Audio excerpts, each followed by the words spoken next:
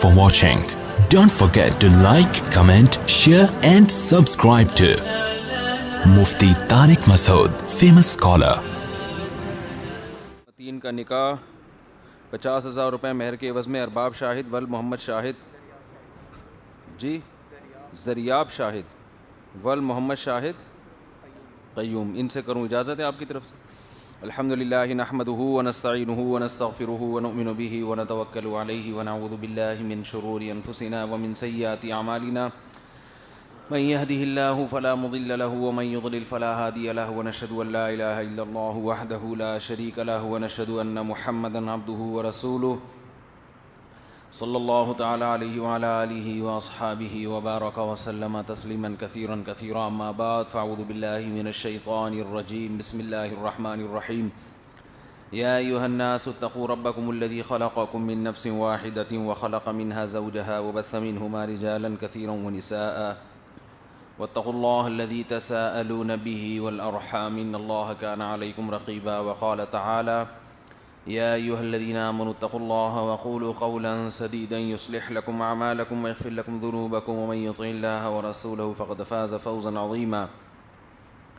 وقال النبي صلى الله عليه وسلم النكاح من سنتي وقال فمن رغب عن سنتي فليس مني. وقال النبي صلى الله عليه وسلم تزوجوا الودود الولود فإني مباهي بكم الأمم. وقال النبي صلى الله عليه وسلم تزوجوا ولا تكونوا كرهبان النصارى. جناب زریاب شاہد، یہی نام ہے نا، ول محمد شاہد قیوم، میں نے 50,000 روپے مہر کے عوض میں آپ کا نکاح آمنہ متین بنت عبد المتین سے کیا. اس نکاح کو قبول کیا آپ نے؟ قبول کیا. جزاک اللہ. دعا کریں جی اللہ تعالیٰ برکت دے. الحمدللہ رب العالمین والعاقبۃ للمتقین والصلاۃ والسلام علی رسولہ الکریم وعلی آلہ وصحبہ اجمعین. اے اللہ اس نکاح کو اپنے دربار میں قبول فرما. اے اللہ اس کی برکتیں زوجین کو کامل طور پہ نصیب فرما. تا دم حیات کامیاب ازدواجی زندگی گزارنے کی توفیق نصیب فرما. آپس کے اختلاف و انتشار سے، لڑائی جھگڑوں سے، ہر قسم کے شر فساد سے اللہ ان کی حفاظت فرما. اس نکاح کو دونوں خاندانوں میں جوڑ کا ذریعہ بنا، دونوں خاندانوں میں محبت کا ذریعہ بنا. شیطان کے شر سے دونوں کے خاندانوں کو محفوظ فرما. جس کی جو جائز مراد ہے اللہ اس کی مراد کو پورا فرما. ربنا آتنا فی الدنیا حسنۃ وفی الآخرۃ حسنۃ وقنا عذاب النار. صلی اللہ تعالیٰ علی خیر خلقہ محمد وعلی آلہ وصحبہ اجمعین. اللہ تعالیٰ مبارک کرے. الحمدللہ نحمدہ ونصلی علی رسولہ الکریم. اما بعد فاعوذ باللہ من الشیطان الرجیم. بسم اللہ الرحمن الرحیم. فعصوا رسول ربهم فأخذهم أخذة رابية إنا لما طغى الماء حملناكم في الجارية. سورہ الحاقہ کی ان آیات پر درس چل رہا ہے کئی ہفتوں سے. اللہ تعالیٰ فرماتے ہیں ہم نے قوم عاد کو بھی تباہ کیا، قوم سمود کو بھی تباہ کیا، فرعون کو بھی، اور اس سے پہلے بھی بہت ساری بستیوں کو ہم نے الٹ دیا. کیوں؟ فعصوا رسول ربہم، ان کا جرم کیا تھا اللہ کے بھیجے ہوئے نمائندے کی، اللہ کے بھیجے ہوئے سفیر کی نافرمانی. اللہ اپنے بندوں سے بات چیت کرنے کے لیے اپنے نمائندوں کو دنیا میں بھیجتے ہیں اور اس پر دلائل قائم کر دیتے ہیں کہ یہ جھوٹے لوگ نہیں ہیں. ایک عربی میں کہتے ہیں دلیل، اور ایک چیز ہے برہان. برہان کا مطلب ایسی مضبوط دلیل کہ اس کا انکار ممکن ہی نہ ہو، اور قاطع کہتے ہیں بہت ہی مضبوط. تو جو سچے پیغمبر ہوتے ہیں نا، جو سچے پیغمبر، کیونکہ وہ میسنجر ہوتے ہیں، اللہ کا پیغام بندوں تک پہنچا رہے ہوتے ہیں، تو یہ اللہ کے ذمے لازم ہے کہ اللہ ان کے برحق ہونے پر برہان نہیں، دلیل نہیں، بلکہ دلائل بھی نہیں، بلکہ برہان بھی نہیں، بلکہ براہین. براہین برہان کی جمع ہے، اور براہین بھی قاطعہ، یعنی ان کے برحق ہونے پر ایک دلیل نہیں بلکہ بہت سارے دلائل، بلکہ دلائل بھی نہیں، برہان. اور برہان بھی نہیں بلکہ براہین، بہت سارے مضبوط دلائل، اور وہ بھی قاطع، ایسے دلائل کہ اس میں کسی کے پاس انکار کی مجال ہی نہ ہو. اتنے مضبوط دلائل اللہ پیغمبروں کے برحق ہونے کے قائم کرتے ہیں، پھر جا کے ان پیغمبر کا ہر قول یہ لوگوں پر حجت ہوتا ہے. دیکھیں جب بھی کوئی بڑا سفیر ہوتا ہے نا تو اس کے پاس آپ کتنی بڑی پوسٹ پر ہونا تو آپ کے ڈاکومنٹس اتنے ہی مضبوط ہوں گے، آپ کے ڈاکومنٹس اتنے مضبوط ہوں گے. مثال کے طور پر آپ کہیں سفر کرنا چاہتے ہیں، سادہ نکاح نامہ چلے گا، ایسا ہی ہوتا ہے نا، یعنی ملک کے اندر ہی کہیں ٹریولنگ کرنا چاہتے ہیں. بیرون ملک سفر کرنا چاہتے ہیں تو وہی نادرا کا فارم چاہیے، ڈاکومنٹ تھوڑے کیا ہو گئے، مضبوط ہو گئے. بھائی وہ ایک علامت ہے کہ بھائی آپ کی گورنمنٹ نے آپ کا پراپر اندراج کر لیا ہے. آپ کسی غریب ملک میں رہتے ہیں، جس ملک کی عوام وہاں سے ویسے ہی بھاگنا چاہتی ہے، تو وہاں جعلی شناختی کارڈ بھی بہت چل رہے ہوتے ہیں. وہ ڈاکومنٹ بنانا آسان ہوتا ہے، حکومت کو پتا ہوتا ہے یہاں کوئی رہنا ویسے ہی نہیں چاہتا. لیکن ملک جتنا ترقی کرتا چلا جاتا ہے، اسٹیبل ہوتا چلا جاتا ہے، پھر اس ملک کی نیشنلٹی بھی مشکل اور اس کے ڈاکومنٹ میں 2 نمبری کا امکان بھی، بولو نا بھائی، نہیں ہوتا. وہ بہت مضبوط ڈاکومنٹس ہوتے ہیں، انگوٹھے بھی، آنکھیں بھی. سیکیورٹی کا بھی یہی نظام ہے. آپ سسرال جا رہے ہیں، سیکیورٹی کا کوئی سیٹ اپ ہے وہاں پہ کہ بم رکھ کے آ رہا ہے؟ حالانکہ اختلافات وہاں بھی ہوتے ہیں. لیکن اگر آپ ایئرپورٹ پہ جا رہے ہیں تو گولی کا کھوکھا لے جا کے بھی دکھائیں آپ، کیا خیال ہے؟ طبیعت سے تلاشی ہوگی آپ کی، یہ کیا نکل رہا ہے بھائی تیری، یہ بارود کی بو کیوں آ رہی ہے؟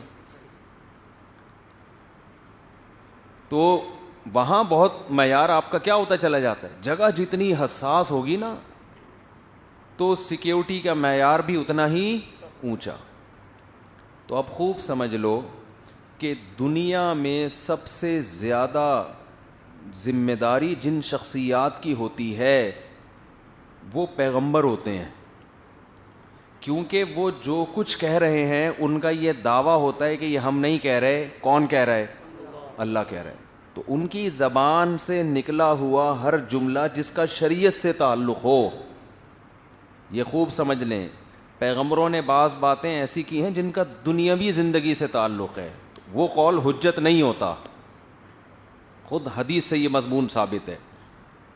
جو شریعت کی بات تو وہ ساری انسانیت پر کیا ہے، وہ حجت ہے. اس کی خلاف ورزی ایسے جیسے کس کی خلاف ورزی کر رہے ہیں؟ اللہ کی. تو آپ بتاؤ ان کے ڈاکومنٹس کتنے مضبوط ہوں گے کہ نہیں ہوں گے، جس سے یہ پتہ چلے کہ یہ کس کے نمائندے ہیں؟ اللہ کے.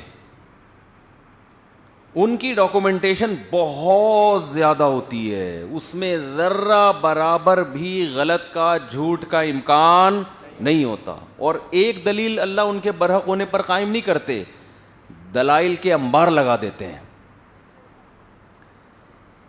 لیکن جس کی آنکھیں اندھی ہو جائیں نا، بصیرت کی آنکھیں، وہ تو جتنے بھی دلائل دیکھ لے اس کی کھوپڑی میں بات نہیں آتی. موسیٰ علیہ السلام کو دیکھیں، اللہ نے پیغمبر بنا کے بھیجا نا، تو بنی اسرائیل کو یقین دلانے کے لیے کہ یہ میرے پیغمبر ہیں اور جو کچھ یہ کہہ رہے ہیں وہ کون کہہ رہا ہے؟ میں. اتنے دلائل کے انبار لگائے ہیں. فرعون کے پاس بھیجا، موسیٰ علیہ السلام نے کہا میں اللہ کا بھیجا ہوا پیغمبر ہوں. اچھا 2 چیزیں ہوتی ہیں پیغمبر میں، ایک ان کے برحق ہونے کے معجزے، دوسرا ان کی تعلیمات. تعلیمات بھی ان کے نبی ہونے کی دلیل، جو تعلیمات وہ دے رہے ہوتے ہیں. اور بلکہ ہم یوں سمجھ لیں کہ تعلیمات اور عمل کو الگ کر لیتے ہیں. ایک ان کا کیریکٹر، وہ خود کیسے ہوتے ہیں، دوسرا ان کی تعلیمات، اور تیسرا ان کے معجزے. یہ تینوں چیزیں مل کے ان کے یہ ثابت کرتی ہیں کہ یہ سچے نبی تھے. موسیٰ علیہ الصلاۃ والسلام کو جب اللہ نے فرعون کے پاس بھیجا تو فرعون نے کیا کہا کہ آپ کے پاس کیا دلیل ہے؟ حالانکہ جو موسیٰ علیہ السلام کی باتیں تھیں نا، باتیں جو تعلیمات تھیں، وہ خود اس کی دلیل تھی کہ یہ غلط نہیں ہو سکتے. کیوں؟ اتنے بڑے بادشاہ کے دربار میں ڈائریکٹ ایک ایسے شخص کا پہنچنا جس پر قتل کا کیس چل رہا ہو. نہیں آ رہی بات میرا خیال ہے بھائی، کسی پر قتل کا کیس ہو، حکومت اس کو تلاش کر رہی ہو، گورنمنٹ کے اس کو پکڑو، اور قتل بھی انہوں نے جان کر نہیں کیا. بعض دفعہ انسان پہ خوف کا غلبہ ہوتا ہے، وہ کہتا ہے میں نے جان کر قتل کیا، میں چونکہ مجرم ہوں تو میں اپنے آپ کو پیش کروں گا. بعض دفعہ توبہ اتنی تگڑی ہوتی ہے، لیکن قتل جان کر نہیں ہوا، غلطی سے ہوا ہے. اور پتہ بھی ہے کہ فرعون اس قتل کے بدلے میں دیت نہیں لے گا. اصولی طور پر تو دیت بنتی ہے نا جب آپ کسی کو جان بوجھ کر نہیں یار امام حنیفہ بڑے زبردست آدمی تھے. آج ایک دلیل اللہ نے امام حنیفہ کے قول کی دماغ میں ڈالی ہے. امام ابو حنیفہ رحمہ اللہ تعالیٰ کے نظر میں اگر کوئی شخص کسی کو قتل کرتا ہے اور ایسے آلات سے قتل کرے جو قتل کے لیے وضع نہیں کیے گئے ہیں تو قصاص نہیں ہے، دیت ہے. یہ اگرچہ موضوع سے ہٹ کر بات کر رہا ہوں. بھائی کسی بندے نے کسی کا ڈنڈے سے سر پھاڑ کے بندہ ہی مار دیا تو اس سے دیت لی جائے گی، قصاص. یہ شبہ عمد کہلاتا ہے، اس میں شبہ ہے. اب بہت سے لوگ اس پر اعتراض کرتے ہیں، بندے نے، یعنی اس کا مطلب جب گولی سے مارو گے تو سزا ملے گی، ڈنڈے سے مارو گے تو سزا نہیں ملے گی. بھائی وہ کہتے ہیں ڈنڈے سے مارنا، اس میں یہ شبہ پیدا ہو گیا کہ پتہ نہیں اس کی نیت مارنے کی تھی بھی کہ نہیں تھی. اور یہ سب سے بڑی دلیل موسیٰ علیہ السلام کا واقعہ ہے. مکہ مارا، بندہ کلٹی ہے بھائی. تو موسیٰ علیہ السلام پر معاذ اللہ قصاص نہیں بنتا تھا، اس دور کے لحاظ سے بھی نہیں بنتا تھا. بھائی مارنے کی نیت نہیں، تو مکہ اس کی علامت ہے کہ مارنے کی نیت نہیں تھی.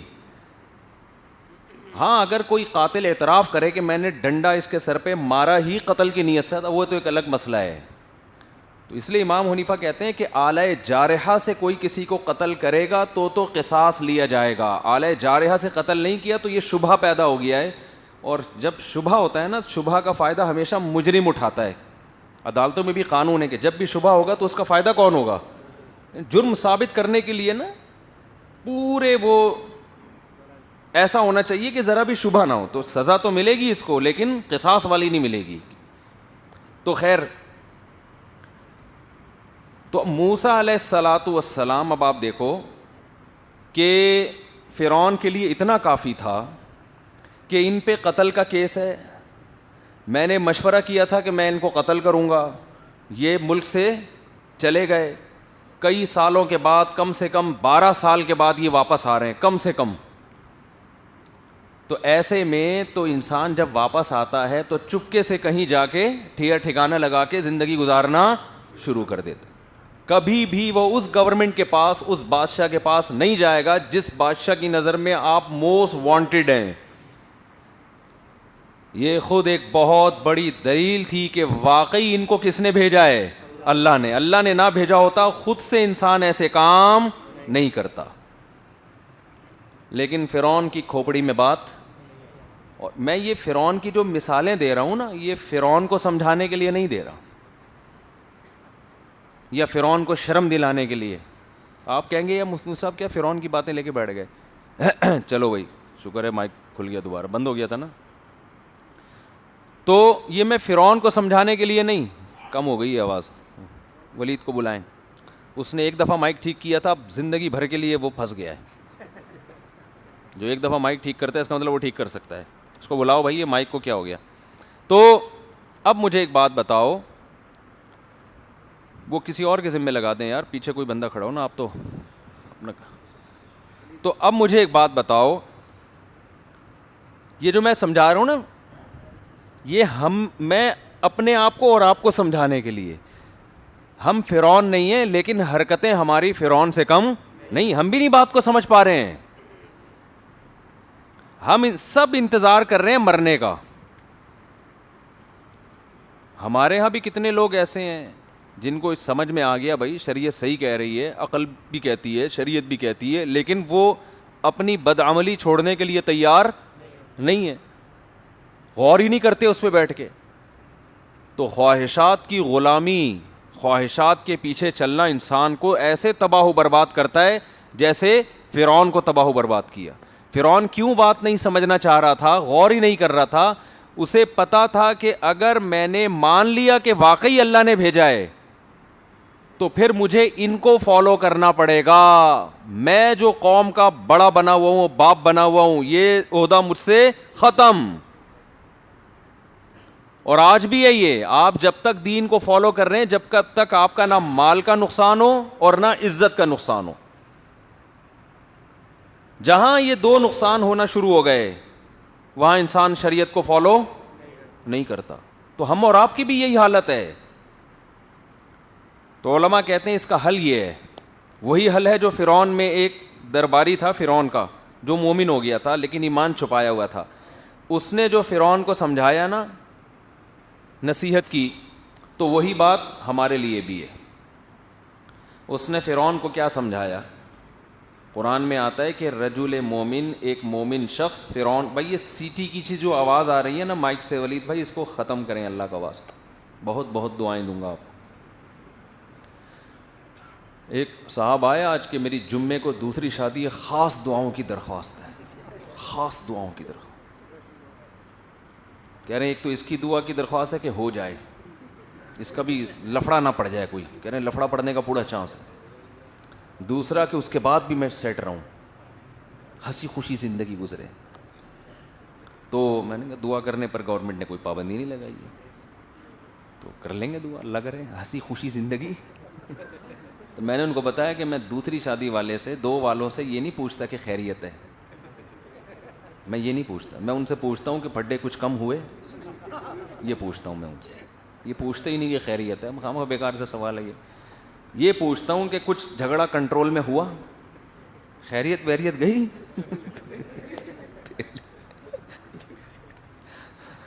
تو لیکن مرد قلندر ہے, کر رہا ہے, اچھی بات ہے ماشاء اللہ. تو اب دیکھو موسیٰ علیہ السلام کی یہ پہلی دلیل کافی تھی نا. موسیٰ علیہ السلام ڈائریکٹ کس کے دربار میں پہنچے ہیں؟ جیسے ہی مدین سے مصر آئے تو سیدھا کہاں؟ فرعون کے پاس. ارے بھائی جو آدمی موسٹ وانٹیڈ ہوتا ہے وہ ڈائریکٹ حکومت کے پاس نہیں جاتا, اس کو تو ڈر ہے مجھے پکڑ کے قتل کریں گے, اور جا کے نصیحت کر رہے ہیں, یہ تو اور بڑا مسئلہ ہو گیا ہے بھائی. اگر گئے ہوتے ایکسکیوز کرنے کے لیے, بھائی 12 سال بھول بھلیا ہو گئے, کچھ کمپرومائز کرتے ہیں اور کچھ جوڑ توڑ کر کے کچھ معذرت چاہتا ہوں, آپ کا غصہ ہو سکتا ہے تھوڑا سا ٹھنڈا ہو گیا ہو, میرا جو مکے میں پاور تھی وہ بھی اب آپ ٹرائی کر کے دیکھ لیں ویسی نہیں رہی. اول تو وہ تو اس سے بھی زیادہ بڑھ گئی ہوگی, لیکن ایک مثال ہے. فرعون کو یہ خطرہ ہوگا نا کہ دوبارہ بھی کسی کو مکہ لگا سکتے ہیں, تو یہ تو بندے ہی روزانہ ہول سیل کے حساب سے مرتے رہیں گے. تو بھائی میں یہ ایگریمنٹ کر لیتا ہوں آئندہ کسی کو تھپڑ نہیں لگاؤں گا, ٹھیک ہے نا. تو بہت کچھ ہو سکتا تھا. جاتے ہی فرعون کے دربار میں جا کے کہنے لگے کہ فَأْتِيَا فِرْعَوْنَ فَقُولَا لَهُ قَوْلًا لَيِّنًا لَعَلَّهُ يَتَذَكَّرُ أَوْ يَخْشَىٰ إِنَّا رَسُولَا رَبِّكَ, میں اور میرا بھائی ہارون اللہ نے بھیجا ہے ہم دونوں کو. کتنا بڑا دعویٰ بھائی, ہم دونوں کو کس نے بھیجا ہے؟ دیکھو میرے پاس لوگ ملنے کے لیے آتے ہیں, میں اکثر بھاگتا ہوں لوگوں سے نا, ملاقات کا ٹائم نہیں دیتا. تو جو زبردستی ملنا چاہتا ہے وہ پھر اپنے ریفرنس بتاتا ہے, مجھے حضرت دامت برکاتہ نے بھیجا ہے. اب میں سوچ میں پڑ جاتا ہوں, یار وہ حضرت جی تو بڑے آدمی ہیں, ہم کیسے روکیں یار. مجھے فلانے نے بھیجا ہے, مجھے ڈمکانے نے بھیجا ہے. آج میں ملاقاتیں کر کر کے تھک گیا, تو جب میں اٹھنے لگا نا, بالکل جب میں تھک گیا تو میرے بڑے بھائی کا فون آیا, فلانے ملنے کے لیے آ رہے ہیں آپ سے. میں نے کہا بھائی میں تھک گیا ہوں, لیکن بڑے بھائی ہیں تو اب انہوں نے بھیجا ہے, تو اب ملو بھائی. بڑے بھائی کو کیسے آدمی منع کرے. تو تو جیسے جیسے کسی کا مقام مرتبہ بلند ہوتا چلا جاتا ہے وہ کسی کو بھیجے گا تو آپ کو اس سے ملنا پڑے گا. بھائی وزیر اعظم نے بھیجا ہے اس کو, پولیس نے بھیجا ہے, ایس ایچ او صاحب نے بھیجا ہے. تو یہ ریفرنس لوگ کیوں دے رہے ہوتے ہیں کہ مفتی صاحب آپ کے باپ کو بھی اب ملنا پڑے گا, کیونکہ اس کو تھانے ایس ایچ او نے بھیجا ہے, اس کو فلاں نے بھیجا ہے. تو فرعون کے پاس, جب ہم جیسوں کے پاس ٹائم نہیں ہے تو فرعون کے پاس ٹائم ہوگا ملنے کے لیے, کسی کی بات سننے کے لیے؟ بولو نا. اچھا میں اب لوگوں کو بالفرض بھگا رہا ہوں, بھائی تجھے ایس ایچ او نے بھیجا ہے, تجھے بریگیڈیئر صاحب نے بھیجا ہے, تجھے وزیر اعظم نے بھیجا ہے, تجھے فلاں بزرگ نے بھیجا ہے, میں نہیں مل رہا. لیکن بندہ کہا ہے اس کو اللہ نے بھیجا ہے. اس کو کس نے بھیجا ہے؟ نبوت کا تو اب دروازہ ہی بند ہو گیا نا, اب تو یہ امکان نہیں ہے. لیکن جب نبوت کا دروازہ کھلا ہوا تھا یا بالفرض ابھی کھلا ہوتا,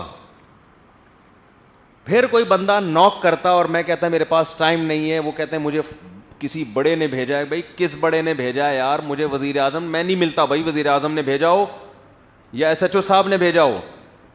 وہ کہے جی آپ کے نانا نے بھیجا ہو, بھائی میں نہیں مل, بالفرض کہ مجھے اللہ نے بھیجا ہے. اگر وہ یہ کہے مجھے کس نے بھیجا ہے, ارے تو چکر میں پڑے گا نہیں آدمی. اب تو امکان نہیں ہے نا, کیونکہ نبوت کا دروازہ بند ہو گیا. لیکن موسیٰ علیہ السلام جب فرعون کے پاس گئے ہیں ہارون علیہ السلام کو لے کر, تو کیا کہہ رہے ہیں؟ یہ نہیں کہہ رہے مجھے مدین کے بادشاہ نے بھیجا ہے, میں اس سلسلے میں آپ سے ملاقات کے لیے حاضر ہوا ہوں, مجھے علاقے کے آپ کے ناظم نے بھیجا ہے کہ جا کے ڈائریکٹ ایکسکیوز کر کے آ جاؤ تو جان بخشی ہو جائے گی, ورنہ ناظم تو پکڑنے لگا تھا مجھے, اس نے بھیجا ہے. مجھے آپ کے وزیر نے بھیجا ہے, تو بھی فرعون سن لیتا نا. بھائی میرا وزیر حامان ہے, تو بادشاہ لوگ اپنے وزیروں کا بھی خیال کرتے ہیں نا. عثمان بھائی نے بھیجا ہے, یہ بھی تو ہوتا ہے نا, مجھے لوگ ملتے ہیں مفتی صاحب عثمان بھائی نے مجھے, تو میں مل لیتا ہوں, بھائی ہمارے بندے نے بھیجا ہے, اس کو کیا کریں, ورنہ تو ہم نے عثمان کو ٹوپیاں کرانے کے لیے رکھا ہوا ہے, عثمان بھائی کو. لیکن بعض دفعہ وہ بھیج رہے ہوتے ہیں بھائی ملیں ان سے, تو نہیں ٹوپیاں کرانے کے لیے نہیں رکھا, ویسے ہی وہ خود سے کرا رہے ہوتے ہیں, جو سمجھتے ہیں نا کہ یہ خام خامے ٹائم نہ ویسٹ کرے کوئی بندہ. تو اب وہ یہ کہہ سکتے تھے کہ مجھے بھیجا کس نے؟ فرعون کے وزیر حامان سے میرا تعلق ہے. تو فرعون پھر بھی سنتا, ہاں بھائی میرا وزیر ہے یار, اب ان لوگ کا خیال, جیسے بادشاہ لوگ ولی عہد کا خیال کرتے ہیں, یار میرے بعد بنے گا یہ, تو اس کا بھی خیال کرو. حکومت میں بغاوت کا بھی خطرہ ہوتا ہے نا. چیف آف آرمی اسٹاف نے کوئی بندہ بھیجا وزیر اعظم کے پاس, تو وزیر اعظم سنے گا یار آرمی چیف سے خام خامے پنگے بازی لینے کی ضرورت نہیں ہے بھائی, اس نے بھیجا تو اب ملو نا. وہ یہ تو نہیں کہہ سکتا میں وزیر اعظم ہوں میں نہیں مل رہا. تو فرعون کو اگر موسیٰ علیہ السلام کہتے نا حامان نے بھیجا ہے, تو بھی بٹھاتا, چلو بھائی بیٹھو بات سن, کیا بات ہے. ہارون علیہ السلام کو بھی بٹھاؤ اور موسیٰ علیہ السلام کو بھی. خاطر تواضع کرتا ہے, یار میرے وزیر نے ہی اتنا خیال کیا تو بتائیے. موسیٰ علیہ السلام نے ایسا حوالہ دیا کہ اس سے بڑا حوالہ دنیا میں کوئی ہو سکتا نہیں ہے. کتنا ہی بیزی چل رہا ہو فرعون, کتنا ہی مصروف ہو, کتنا بڑا عہدہ ہو, اب فرعون کو بات سننا پڑے گی. اور حضرت موسیٰ علیہ السلام نے ذہانت سے کام لیا کہ بھری محفل میں گئے ہیں فرعون کے دربار میں, اکیلے میں نہیں گئے. جیسے ہم جب جہلم گئے نا, بتا کے وہاں جا کے اعلان کیا میں آ رہا ہوں, چھپڑ میں نہیں گئے. وہ یہ چاہتے تھے کہ بیل بجاؤں, چھپڑ میں گھس کے بات چیت کر کے پتلی گلی سے نکل آؤں. تو چھپڑ میں کچھ کام ایسے ہوتے ہیں جو پکڑائی میں نہیں آتے کہ ہو کیا رہا ہے, تو کچھ کام اوپنلی کرنے پڑتے ہیں تاکہ دنیا. فرعون نہیں, میں اس کو فرعون نہیں کہہ رہا خدا نخواستہ, فرعون موسیٰ علیہ السلام کو پتا تھا فرعون نہیں مانے گا, لیکن درباریوں میں سے تو شاید کوئی مان جائے, ہو سکتا ہے یہ خود مان جائے. نہیں مانے تو وہ تو کہیں گے نا کہ فرعون آپ کے سامنے ایک کھلے عام بات ہوئی ہے, اور کھلے عام یہ طے ہوا ہے کہ جادوگروں سے مقابلہ ہوگا. چھپڑ میں فرعون کہتا نا موسیٰ علیہ السلام کو بلا کے کہ میں جادوگر تیرے مقابلے میں لا رہا ہوں, عین وقت پہ پتلی گلی سے نکل جاتا. کسی کو کیا پتہ چلتا, موسیٰ علیہ السلام کا ٹائم ضائع ہوتا. تو جو بات ہوگی اوپنلی, یہ موسیٰ علیہ السلام کی پالیسی تھی. تو حوالہ کس کا دیا؟ انا رسولا ربکا. سورہ طٰہٰ اتنی مزے کی ہے, ایسا مزہ آتا ہے. انا رسولا ربکا. میری بھی تراویحوں کی سورہ طٰہٰ جو ہے نا, تراویح میں سال جو میں نے پڑھی ہے, میری ویب سائٹ پہ اپلوڈ ہوئی ہوئی ہے. بہت سے لوگ مجھے کہتے رہتے ہیں تلاوت اپلوڈ کریں, تو وہ ہوئی بھی اپلوڈ آپ چاہیں نا تو لکھیں گے ریسائٹنگ مفتی طارق مسعود, اور وہ اس میں سورہ طٰہٰ لکھ دیں گے تو آ جائے گی. اس کا ترجمہ بھی ڈالا ہوا ہے ہم نے, بہت زبردست مضمون ہے. انا رسولا ربکا, اے فرعون ہم تیرے پروردگار جو تجھے کھلاتا اور پلاتا ہے, تجھے کھلاتا اور پلاتا ہے, اس کی طرف سے اس کے میسنجر بن کے ہم تیرے پاس آئے ہیں. اتنا بڑا حوالہ دے دیا کہ اس سے بڑا ریفرنس کوئی ہو نہیں سکتا.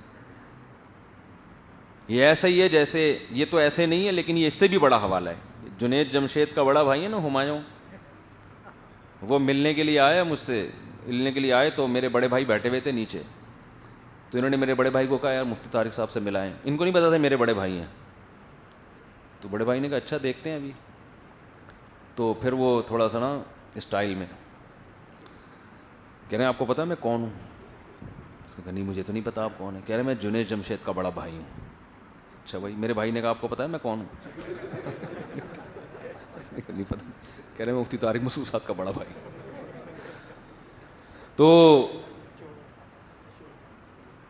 انا رسولا ربکا, ہم تیرے جو تجھے پالتا ہے نا, جو تجھے کھلاتا پلاتا ہے, جس نے تجھے حکومت دی, جو تیری پرورش کر رہا ہے. رب کہتے ہیں پالنے والا. جیسے ہم جانوروں کو پالتے ہیں, ایک ایک چیز کی کیئر کرتے ہیں نا, تو ایسے ہی انسانوں کا رب صرف خالق نہیں ہے اللہ, بلکہ کون ہے؟ رب ہے. وہ تو پالتا ہے, ایک ایک چیز کا خیال کرتا ہے. ساری ضرورت کی چیزیں اس نے زمین میں پیدا کی ہیں. تو اے فرعون تیرے رب نے ہم دونوں, یہ بھی کہہ سکتے تھے میرے رب نے, میرے رب نے. یہ ایسا ہی ہے جیسے میں کہوں میرے والد صاحب نے مجھے بھیجا ہے. سامنے والا ہو سکتا ہے عزت نہ دیں. میں کہوں آپ کے والد نے مجھے یہاں بھیجا ہے, تو اپنے باپ کا حوالہ سن کے آدمی ٹھنڈا ہو جاتا ہے, یار اس سے تو ملنا, میرے والد صاحب نے اس کو بھیجا ہے. تو موسیٰ علیہ السلام یہ نہیں کہہ رہے میرے رب نے, تیرے رب نے ہم دونوں کو میسنجر بنا کے تیرے پاس بھیجا ہے. اور ہماری دعوت کی بنیاد کیا ہے؟ ایک تو رب تیرا بھی ہے, میرا بھی رب ہے. دوسری بات, بنی اسرائیل پر ظلم کرنا چھوڑ دے. آج کل جتنے بھی قائدین ہوتے ہیں نا, مصیبت میں سب پیچھے ہوتے ہیں, پبلک آگے ہوتی ہے. یہ خود اس کی علامت ہوتی ہے, یہ قائد قوم کے ساتھ خیر خواہ نہیں ہے, یہ خیر خواہ نہیں. ادھر موسیٰ علیہ السلام بنی اسرائیل کے قائد بن کے آئے, نجات دہندہ بن کے آئے, سب سے پہلے اپنے آپ کو مشکل میں ڈال دیا. سب سے پہلے فرعون کے سامنے بالکل نمایاں ہو گئے جا کے. تو پہلی بات موسیٰ علیہ السلام کی نبوت کی سب سے بڑی دلیل یہ تھی کہ موسٹ وانٹڈ بنے ہوئے ہیں, مگر کتنے کانفیڈنس کے ساتھ فرعون کے دربار میں کھڑے ہو گئے. فرعون چاہتا, عقل استعمال کرتا تو وہ کہتا کہ یہ جھوٹے نہیں ہو سکتے, کیونکہ خدا کے بھیجنے پر ہی کوئی اس طرح اعتماد کے ساتھ آ سکتا ہے. جب تک خدا کی طرف سے گارنٹیاں نہ ملی ہوں اور خدا نے آرڈر نہ دیا ہو, خود سے آنا یہ حماقت ہے, یہ تبلیغ نہیں ہے. یہ بڑی دلیل تھی. اس کے بعد پھر فرعون نے کہا فمر ربکما یا موسیٰ, کون ہے رب بھائی, کس کی بات کر رہے ہو؟ اتنا بڑا مکالمہ ہوا ہے نا, قرآن نے اس مکالمے کو مختلف جگہوں پہ مختلف انداز سے بیان کیا ہے. اس سے پتہ چلتا ہے کہ موسیٰ علیہ السلام کی فرعون کے ساتھ جو پہلی ملاقات ہوئی وہ بہت طویل ملاقات تھی, وہ چھوٹی نہیں تھی, وہ مختصر ملاقات نہیں تھی. شروع میں صرف دلائل اور دعوت چلتی رہی ہے. قال ربنا الذي اعطى كل شيء خلقه ثم هدى, وہ رب ہے جس نے ہر چیز کو پیدا کیا, ہر چیز کو نیچر کے راستے پہ چلا دیا. ہر چیز جو مینجمنٹ آپ کو نظر آ رہی ہے یہ آٹومیٹیکلی نہیں ہے, مینجمنٹ کسی مینیجر کے بغیر ممکن نہیں ہے. اگر یہ کائنات خود سے ہوتی, خود ہی چل رہی ہوتی, اس میں یہ مینجمنٹ تھوڑی ہوتی ہے. تو اب الٹ پٹا, میں نے اکثر مثال دیتا ہوں نا, گلاس ٹوٹتا خود بخود ہے, جڑ کبھی خود بخود نہیں سکتا. گلاس خود بخود نہیں جڑ سکتا. یہ انسان جڑ کے انسان کیسے بن گیا بھائی؟ آنکھ, ناک, کان, دل, دماغ, جگر, یہ پانی میں ایسے سافٹ ویئر کیسے انسٹال ہو گئے کہ ماں کے رحم میں پانی جاتا ہے اور اس میں آنکھیں اگنا, ناک اگنا, کان, دل, دماغ, جگر اگنا شروع, اور ادھر دنیا میں آیا اور ماں کی چھاتیوں میں دودھ پیدا ہو گیا. تو موسیٰ علیہ السلام یہ مختصر لفظ میں بتا رہے ہیں, انزل من السماء ماء, آسمان سے پانی برسا رہا ہے, اور طرح طرح کے نباتات پیدا کر رہا ہے, پوری اللہ کی کبریائی بیان کرتے چلے جا رہے ہیں. جب فرعون نے دیکھا نا یہ تو اللہ کی, جب اللہ کی بڑائی بیان ہوتی ہے نا انسان پہ ایک اثر ہوتا ہے, یار رب تو کوئی اور ہے, اس کو تو ہم سوچتے ہی نہیں. ہمارے ایک دوست ہیں تبلیغ میں بڑا وقت لگایا انہوں نے, اب لگا رہے بھی رہے ماشاء اللہ. وہ بڑے لبرل قسم کے, بالکل ہی آزاد خیال تھے, نہ نماز نہ روزہ نہ. میں نے ان سے پوچھا آپ یہ ایک دم لائن پہ کیسے آ گئے؟ کہہ رہے یار ایک دفعہ میں مسجد سے گزر رہا تھا تو ایک تبلیغی بھائی بیان کر رہے تھے اللہ کی بڑائی, اللہ ایسا ہے, اللہ ایسا ہے, اللہ ایسا ہے. تو کہہ رہے ایک دم نا مجھے اثر ہونا شروع ہو گیا میرے اوپر کہ یار اللہ کے بارے میں تو ہم نے کبھی سوچا ہی نہیں. ہم تو ہر وقت فلاں کی گاڑی ایسی, فلاں کی بنگلہ ایسا, فلاں کا جائیداد ایسی, فلاں کی بزنس ایسا, فلاں کی بیوی ایسی. یہ بھی تبصرے ہو رہے ہیں آج کل, میری والی ایسی, اس کی ایسی. یہ بھی تبصرے آج کل نوجوانوں میں ہو رہے ہیں. اور بات شو مارنے کے لیے میری دیکھو کیسی. یہ بھی فیس بک پہ اپنی بیویوں کے ساتھ نا تصویریں لگا رہے ہوتے ہیں, شو مارنے کے لیے بھی لگا رہے ہوتے ہیں بہت سے لوگ, دیکھو دوستوں کو سڑانے کے لیے. بے پردگی کا جو بڑا نقصان ہے نا, بہت بڑا نقصان, اس کا ایک بڑا نقصان, جو لوگ بیویوں کی تصویریں وائرل کرتے ہیں, اس کا ایک بڑا نقصان یہ ہو گیا ہے کہ اب خوبصورت بیوی بھی ایک شو مارنے کا ذریعہ بن گئی ہے. اس کا ان لڑکیوں کو نقصان ہو رہا ہے جن کی واجبی شکل ہے یا شکل میں کم ہے. پہلے ایسے ہوا کرتا تھا کہ یار ایک لڑکی کی شکل زیادہ اچھی نہیں ہے, خاندان اچھا, چل بھائی چلا لے. ایک لڑکی شکل اچھی نہیں ہے لیکن مالدار ہے, تو غریب کہتا تھا چلو سسرال کا کچھ نہ کچھ چھڑکاؤ ہمارے اوپر بھی ہوگا, کبھی وہاں جا کے اچھا کھا لیا کریں گے, اس بہانے اچھے پہ بیٹھ جایا کریں گے, صوفہ اچھا ہوگا نا سسرال میں تو اچھا صوفہ پہ بیٹھ جائیں گے, اچھا کھا لیا کریں گے اس بہانے کبھی. تو بہت ساری وجوہات سے جو لڑکیوں کی شکلیں اچھی نہیں تھیں یا بہت زیادہ اچھی نہیں تھیں, ان کی بھی شادیاں اچھے اچھے آدمیوں سے ہو جایا کرتی تھیں. لیکن اب نوجوان جب شادی کرتا ہے تو بیگم کی تصویریں اس کو ڈالنی پڑتی ہیں, تو اگر وہ اچھی نہ ہو تو دوستوں کی طرف سے اچھا رسپانس نہیں آتا. پہلا امیج ہی تصویر سے جاتا ہے. اس کا بہت بڑا نقصان ہو رہا ہے ان لڑکیوں کو جن کی شکلیں زیادہ خوبصورت نہیں ہیں. تو لوگ کمپرومائز نہیں کرتے کہ دوستوں سے ملانا ہے تو دوست کیا کہیں گے, یار کیا اٹھا کے لے آیا. عورت غریب آدمی سے شادی کے لیے تیار نہیں ہے کیونکہ اب اس نے ملانا ہوتا ہے, اپنے ہسبینڈ کو بتانا ہوتا ہے اپنی فرینڈس کو میرے ہسبینڈ کرتے کیا ہیں. اگر یہ بتا دوں گی گولے گنڈے کی دکان ہے تو عزت ختم. تو وہ اس پہ کمپرومائز نہیں کر رہی. لیکن یہ نوبت تو بہت کم آتی ہے کہ پوچھے کہ کیا کرتے ہیں. اس میں 2 نمبری بھی کی جا سکتی ہے. لکڑ کا کام کرتے ہیں یعنی مسواک بیچتے ہیں, لیکن اس کو آپ لکڑیوں کی, اس میں توریہ بھی ممکن ہے. لیکن جب آپ نے شکل دکھا دی دنیا کے سامنے, اس میں جھوٹ ممکن نہیں ہے. تو اس لیے بیگم چھپانے کی چیز ہے, اس کو میرے بھائی گھر کی 4 دیواری میں چھپا کے رکھا کرو. اس کو اس کی فرینڈ سے تو ملاؤ, اپنے دوستوں سے بولتے کیوں نہیں نہ ملاؤ. سمجھتے ہو کہ نہیں سمجھتے؟ یہ کلچر غلط ہے. کہتے ہیں ہم براڈ مائنڈیڈ ہیں, ہماری وائف ان کی وائف سے, ان کی وائف سے مل لیں, ٹھیک ہے, ہماری وائف ان سے اور ان کی وائف ہم سے, تو کیوں مل رہے ہو بھائی, چھوڑو یار, کوئی کرنے کا کام ہے. ہمیں براڈ مائنڈیڈ بنتے بنتے پورے کلچر کی ایسی کی تیسی. اس کے سائڈ افیکٹ بہت ہوتے ہیں ان چیزوں کے. وقتی نقصان نہیں ہوتے لیکن دیر پا نقصانات ہوتے ہیں جو بہت خطرناک ہوتے ہیں, اور عورت کو نقصان ہوتا ہے اس کا. بھائی کسی نے شادی کی, اس کی بیوی خوبصورت ہے, بدصورت ہے, طلاق یافتہ ہے, بیوہ ہے, عمر زیادہ ہے, عمر کم ہے, اس کا ہیڈیک ہے, بھائی تو ٹھیک ہے, تو نے شادی کر لی, مٹھائی کھلا دے, پتلی گلی سے نکلو. دلہن کو جھانکنے کی کوشش مت کرو. اب دلہنیں بیٹھی ہوتی ہیں شادی ہال میں, مرد بھی جا کے دیکھ رہے ہیں اس کو, دوست بھی جا کے دیکھ رہے ہیں.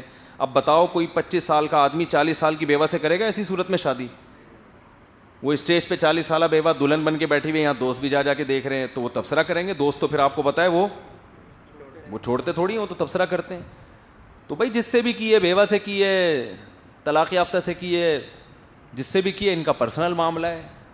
تو یہ ایکسپوز کرنے کی, نمایاں کرنے کی چیزیں نہیں ہیں. ہاں اپنی بکریاں دکھاؤ, میں بکریاں دکھاتا ہوں, بکرا لیا پچھلے اتوار کو, خاندانی بکرا دکھاتا ہوں, یہ بکرا دیکھو. تو اس سے کیا ہوگا؟ کچھ بھی نہیں ہوگا. لوگوں میں بکرا خریدنے کی, بکریاں پالنے کا شوق پیدا ہوگا, تو اچھا ہے, ہو جائے شوق پیدا. تو بیویوں کو دکھاؤ گے نا, تو خوبصورت بیوی ہوگی تو وہ جو دوسرا ہوگا وہ کہے گا میں پتہ نہیں کیا اٹھا کے لے آیا یار, وہ دکھائے گا ہی نہیں. اب آپ کہو گے اچھا اس لیے نہیں دکھا رہا. بالکل اس کی مثال ایسے ہے جیسے میت کو چھپانے کا حکم ہے, میت کو چھپانے کا. میرے والد صاحب کا انتقال ہوا, اللہ ان کی مغفرت فرمائے, میں نے نہیں زیارت کروانے کی.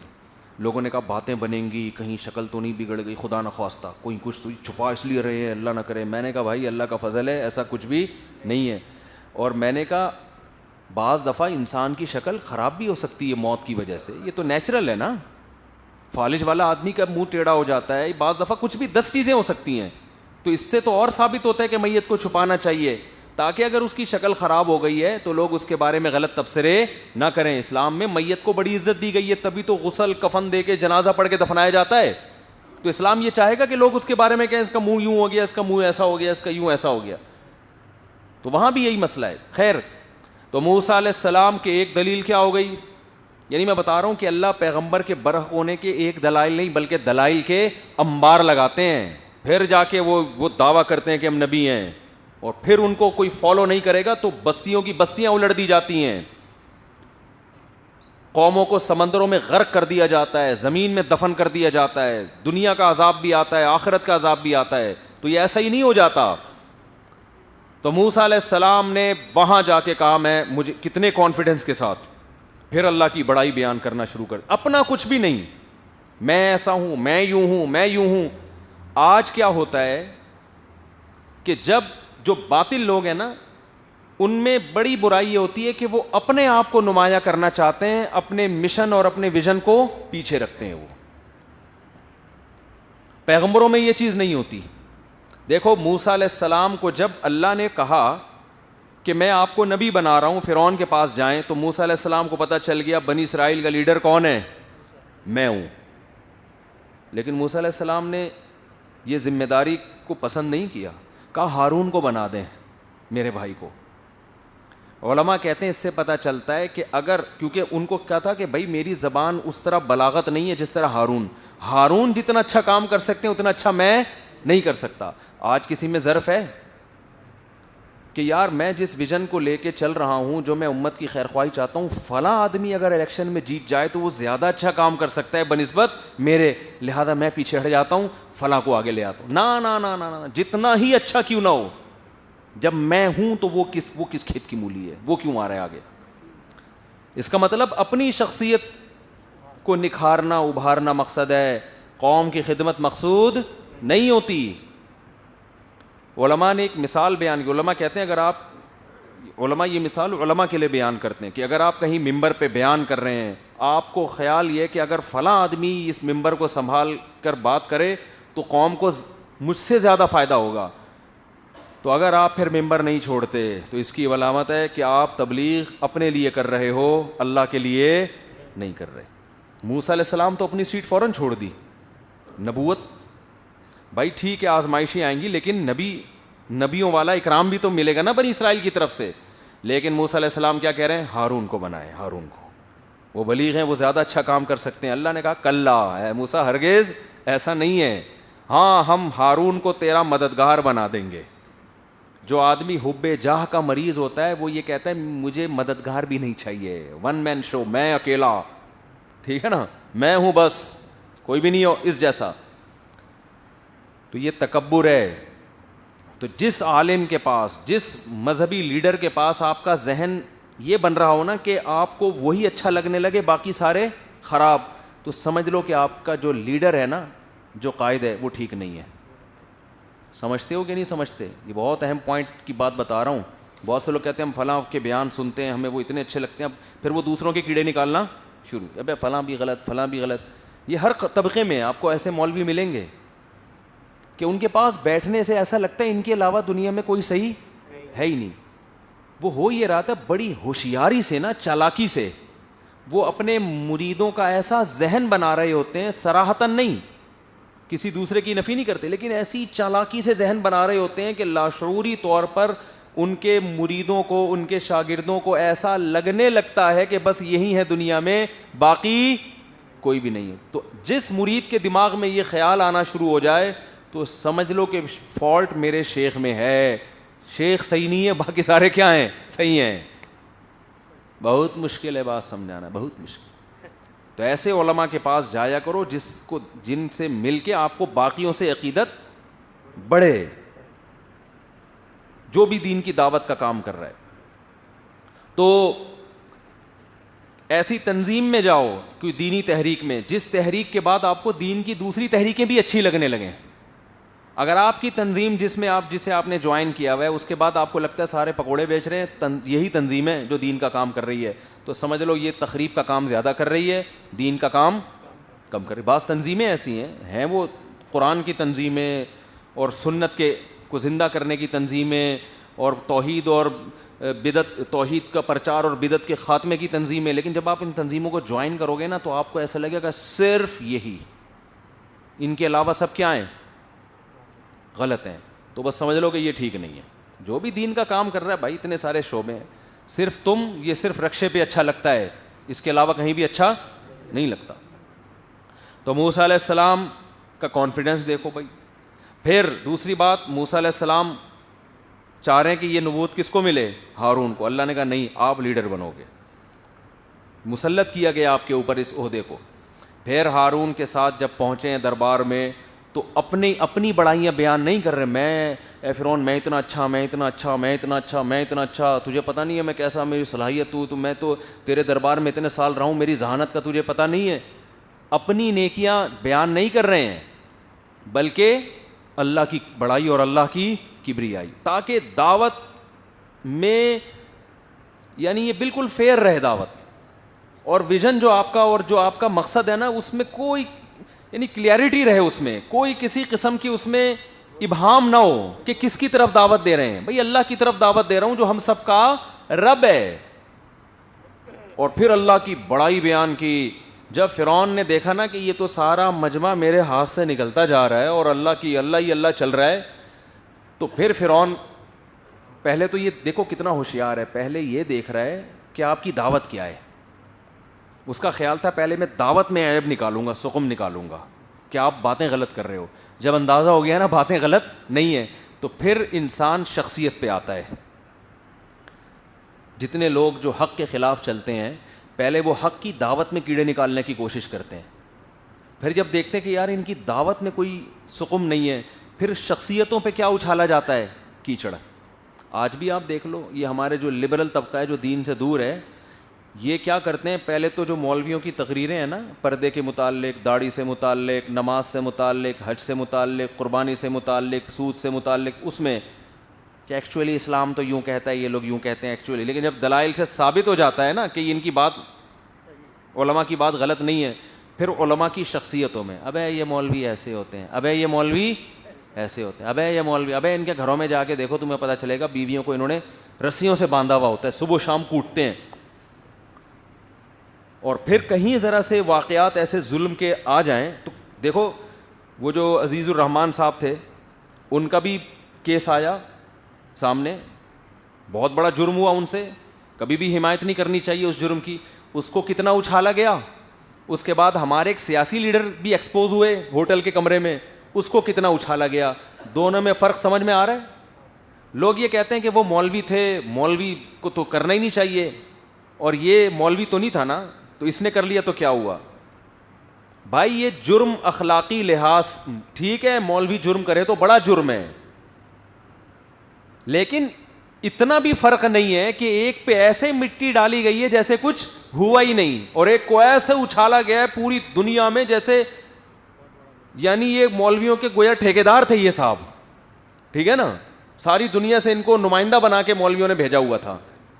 ایک آدمی کے پرسنل ایک جرم کو اتنا اچھالا گیا, اور وہی جرم ایک لبرل آدمی کر رہا ہے تو جیسے کچھ ہوا ہی نہیں ہے.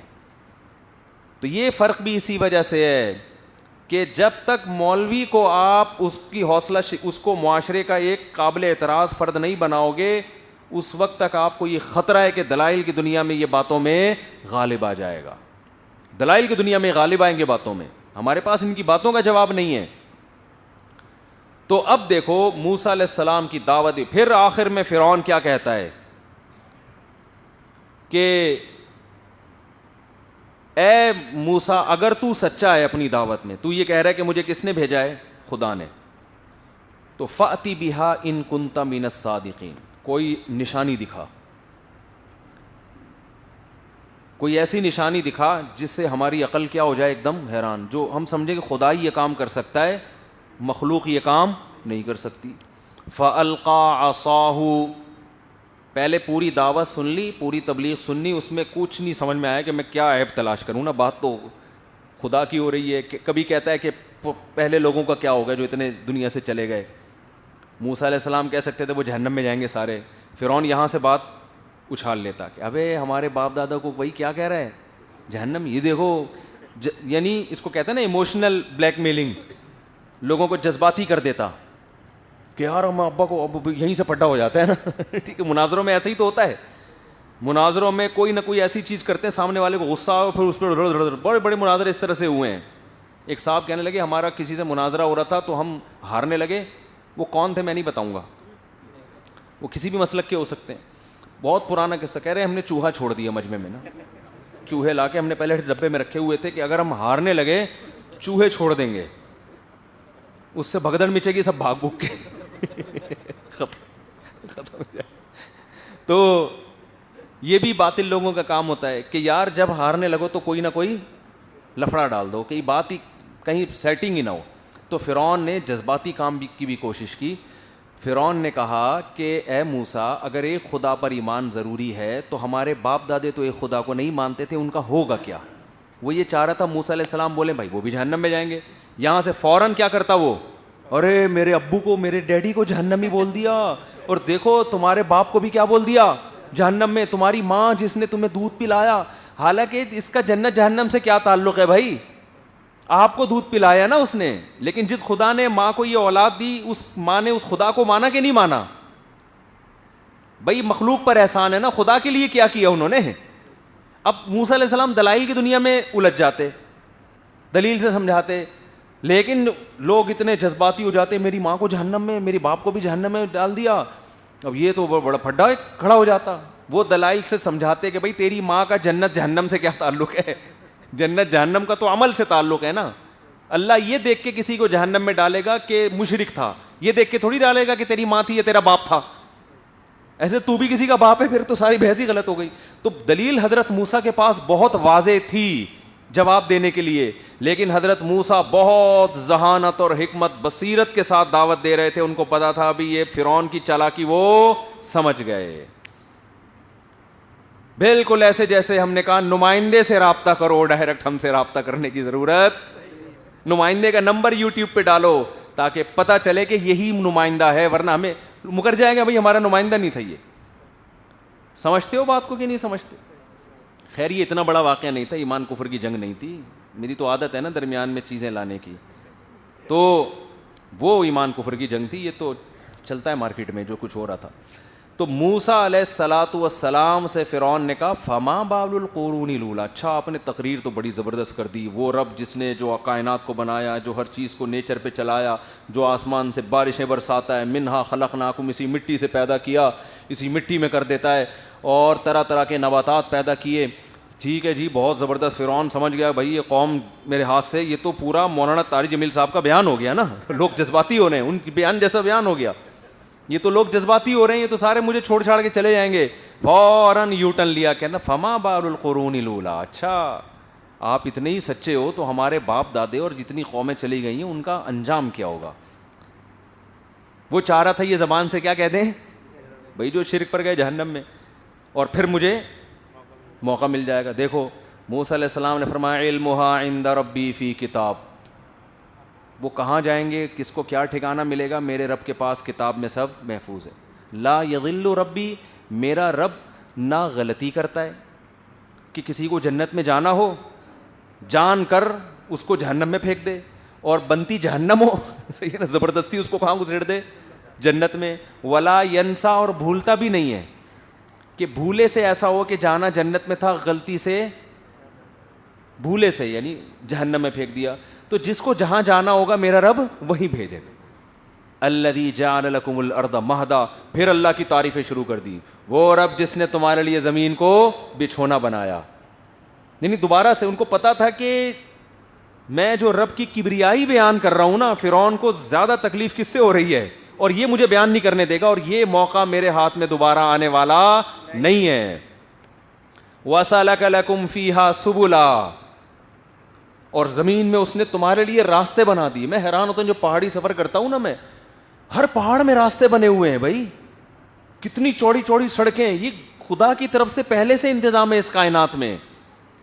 ایسا نہیں ہے کہ دنیا بالکل بند ہو جائے, پہاڑوں کو اللہ نے اس طرح سے بنایا کہ اس میں راستے بن سکتے ہیں.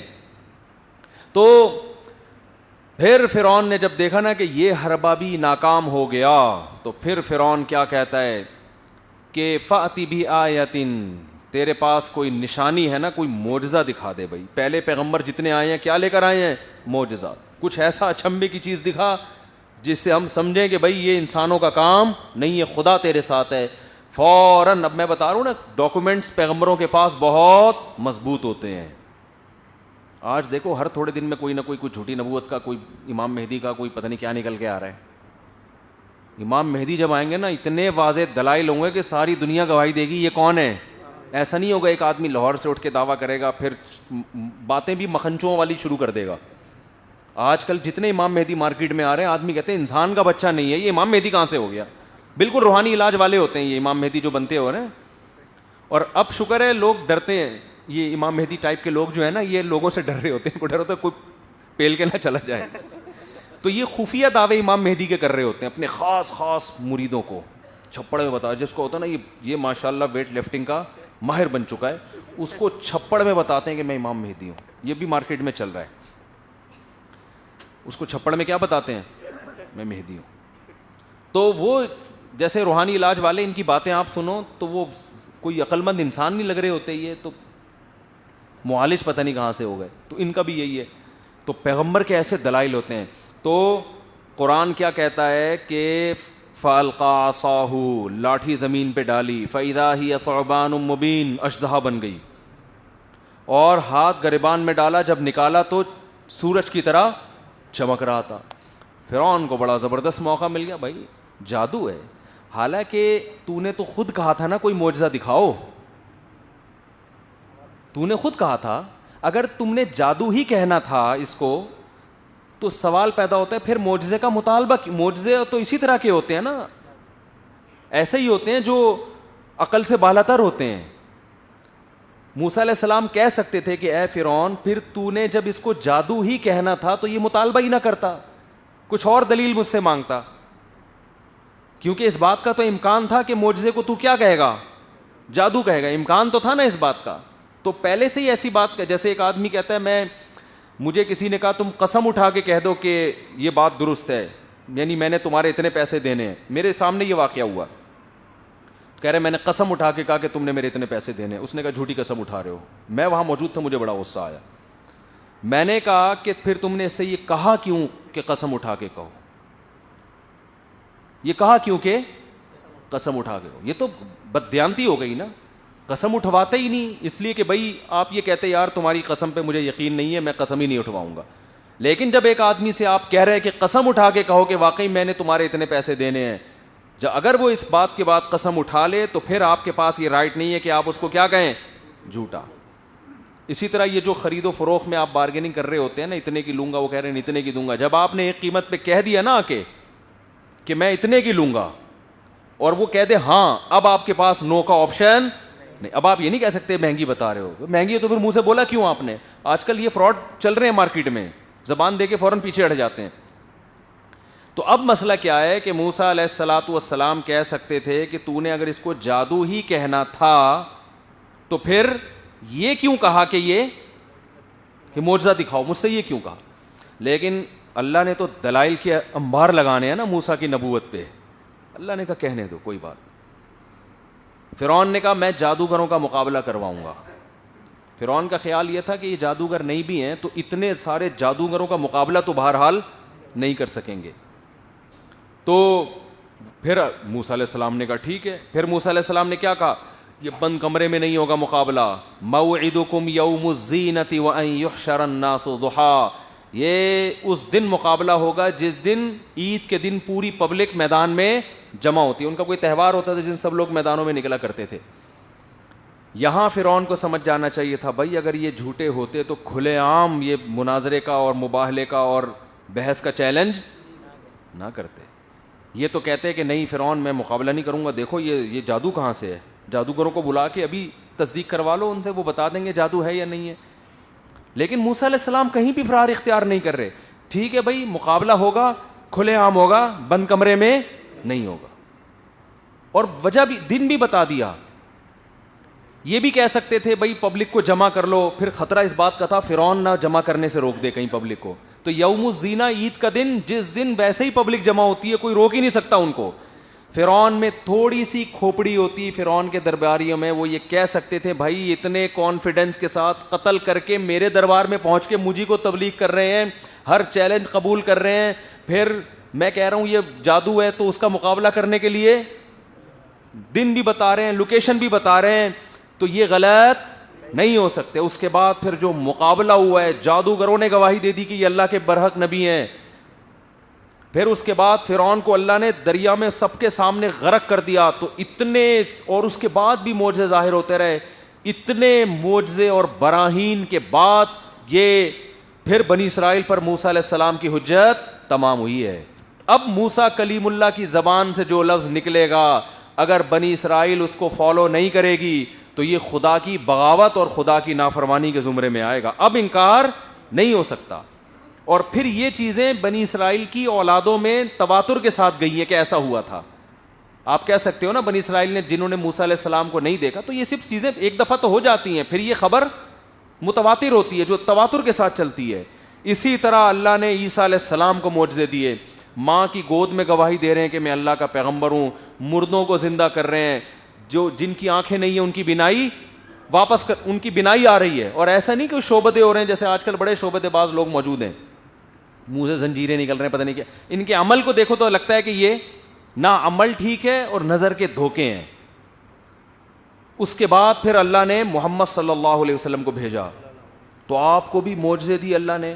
اور آپ کا سب سے بڑا معجزہ قرآن ہے, جو آج انسان پڑھتا ہے تو حیران ہوتا ہے, یار ایسی پاکیزہ تعلیمات, ایسا قانون, وراثت کا ایسا نظام, والدین کے حقوق, بیوی بچوں کے حقوق, ان کا پورا ایک حقوق کی ایک تفصیل, پھر عبادت کا نظام. یہ جو سسٹم اسلام نے دیا ہے نا, جو پوری دنیا کے سسٹم کو چیلنج کر رہا ہے کہ اس جیسا کوئی نظام نہیں ہے, یہ سسٹم ہی ایک ایسے نبی کے ہاتھ پر جو لکھنا پڑھنا نہیں جانتے تھے. اللہ کی قسم, یہ محمد صلی اللہ علیہ وسلم کے برحق ہونے کی دلیل نہیں, یہ سسٹم کا پیش کرنا ہی سینکڑوں دلائل کے مترادف ہے. جس میں تھوڑی سی سینس ہوگی نا, وہ کہے گا کہ یہ جھوٹے نبی کا کام نہیں ہو سکتا. جھوٹی چیزیں اتنا عرصہ تھوڑی چلتی ہیں. ایک ایک قانون اسلام کا اٹھا کے دیکھو آپ, ایک ایک قانون, طہارت کا نظام دیکھ لو, وراثت کا نظام دیکھ لو, خرید و فروخت کا نظام دیکھ لو, ہر چیز میں اسلام نے آلٹرنیٹ پیش کیا ہے. ہم کہتے ہیں نا عدالت سے خلا لے لیا, مفتیوں سے بھی پوچھو کیا مطلب. نکاح کو ختم کرنے کا ایک طریقہ ملک کا ہے, ایک طریقہ کس کا ہے, اسلام کا. اس کے آلٹرنیٹ پیش کیا نا اسلام نے. کیا ہو گیا بھائی. زندگی گزارنے میں ایک طریقہ یورپ کا ہے, ایک مغرب کا ہے, ایک ہندوؤں کا ہے, ایک عیسائیوں کا ہے, اور ایک کیا ہے, اسلام کا. ان کے ہاں آپ کو ہر چیز میں رہنمائی نہیں ملے گی, اسلام میں آپ کو ہر چیز میں رہنمائی. میں لوگوں سے کہتا ہوں کہ مفتی صرف مسلمانوں کے ہاں ہوتے ہیں, ہندوؤں میں مفتی, عیسائیوں میں مفتی, یہودیوں میں مفتی, ان کے یہاں لائر ہوتے ہیں. لائر کسے کہتے ہیں کہ چند لوگوں نے بیٹھ کے جو قانون بنایا اس قانون کو جاننے والے کو کیا کہا جاتا ہے, لائر. مذہب کے قانون بتانے والا نہیں ہوتا, کیونکہ قانون ہی نہیں ہے مذہب کے پاس. ہندوؤں میں مفتی کرے گا کیا, وہ گائیڈ ہی نہیں کر سکتا دو چار چیزوں کے علاوہ. عیسائیوں میں کیا کرے گا, وہاں روحانی ہوتے ہیں ان کے, دم درود والے, جن چڑیل بھوت اتارنے والے, پھر آشیرواد لو تو یہ مسئلہ حل ہو جائے گا. مفتی نہیں ہوتے. اور یہ بھی بتا دوں کہ جو روحانی علاج والا ہوتا ہے وہ تو مفتی ویسے ہی نہیں ہوتا, کیونکہ آج بہت سے مفتی روحانی علاج کر رہے ہیں کہ حضرت مفتی صاحب ہیں روحانی علاج کرتے ہیں. وہ مفتی تو ہو ہی نہیں سکتا نا, کیونکہ روحانی علاج تو غیر مسلموں میں ہوتا ہے. ان کو یہ جو جس طرح کے وہ شعبدے دکھاتے ہیں نا, کیونکہ ان کے یہاں مفتی اب لوگوں کو اپنی طرف گھیرنے کے لیے ان کے پاس نالج تو ہے نہیں نا, کیا گائیڈ کریں گے لوگوں کو وہ بیٹھ کے بیچارے. تو پبلک آئے گی کیسے ان کے در پہ. تو کچھ روحانی چیزیں کر رہے ہوتے ہیں, جن چڑیل بھوت اور اس ٹائپ کی چیزوں سے مجمع انہوں نے اکٹھا کیا ہوا ہوتا ہے. رسول اللہ صلی اللہ علیہ وسلم کی بھی نبوت کے اللہ نے دلائل کے انبار لگا دیے. خود آپ صلی اللہ علیہ وسلم کی باتیں دیکھو, باتوں کی حفاظت کیسے ہوئی ہے. میں اکثر ایک حدیث لوگوں کو بیان کرتا ہوں کہ ہم جب نبی کے بارے میں یہ تبصرہ کرتے ہیں کہ نبی کے 2 دانتوں کے درمیان میں خلا تھا, یہ کہتے ہیں کہ نہیں کہتے؟ یعنی نبی صلی اللہ علیہ وسلم کی سیرت کو, آپ کی زندگی کو کیسے محفوظ کیا گیا ہے, کیونکہ اللہ کی حجت ہے نا لوگوں پر.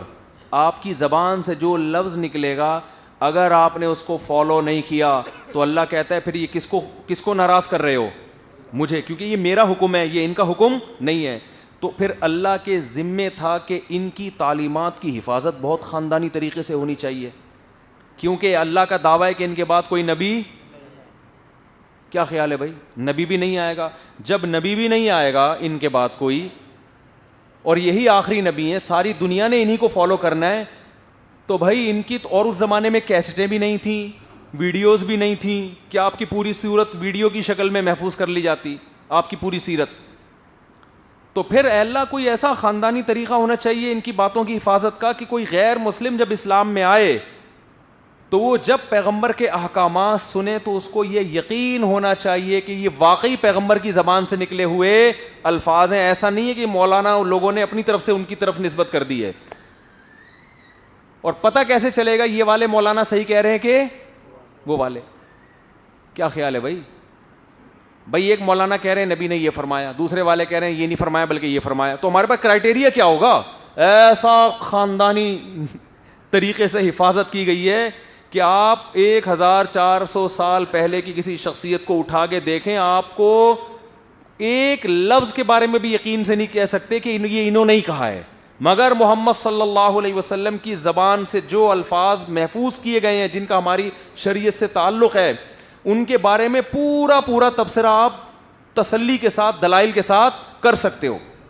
اکثر میں اس موقع پہ ایک حدیث سناتا ہوں, امام ترمذی نے صرف اتنی سی بات نقل کی ہے کہ نبی صلی اللہ علیہ وسلم کے 2 دانتوں کے درمیان میں گیپ تھا, حالانکہ اس کا شریعت سے کوئی تعلق بولو نہیں.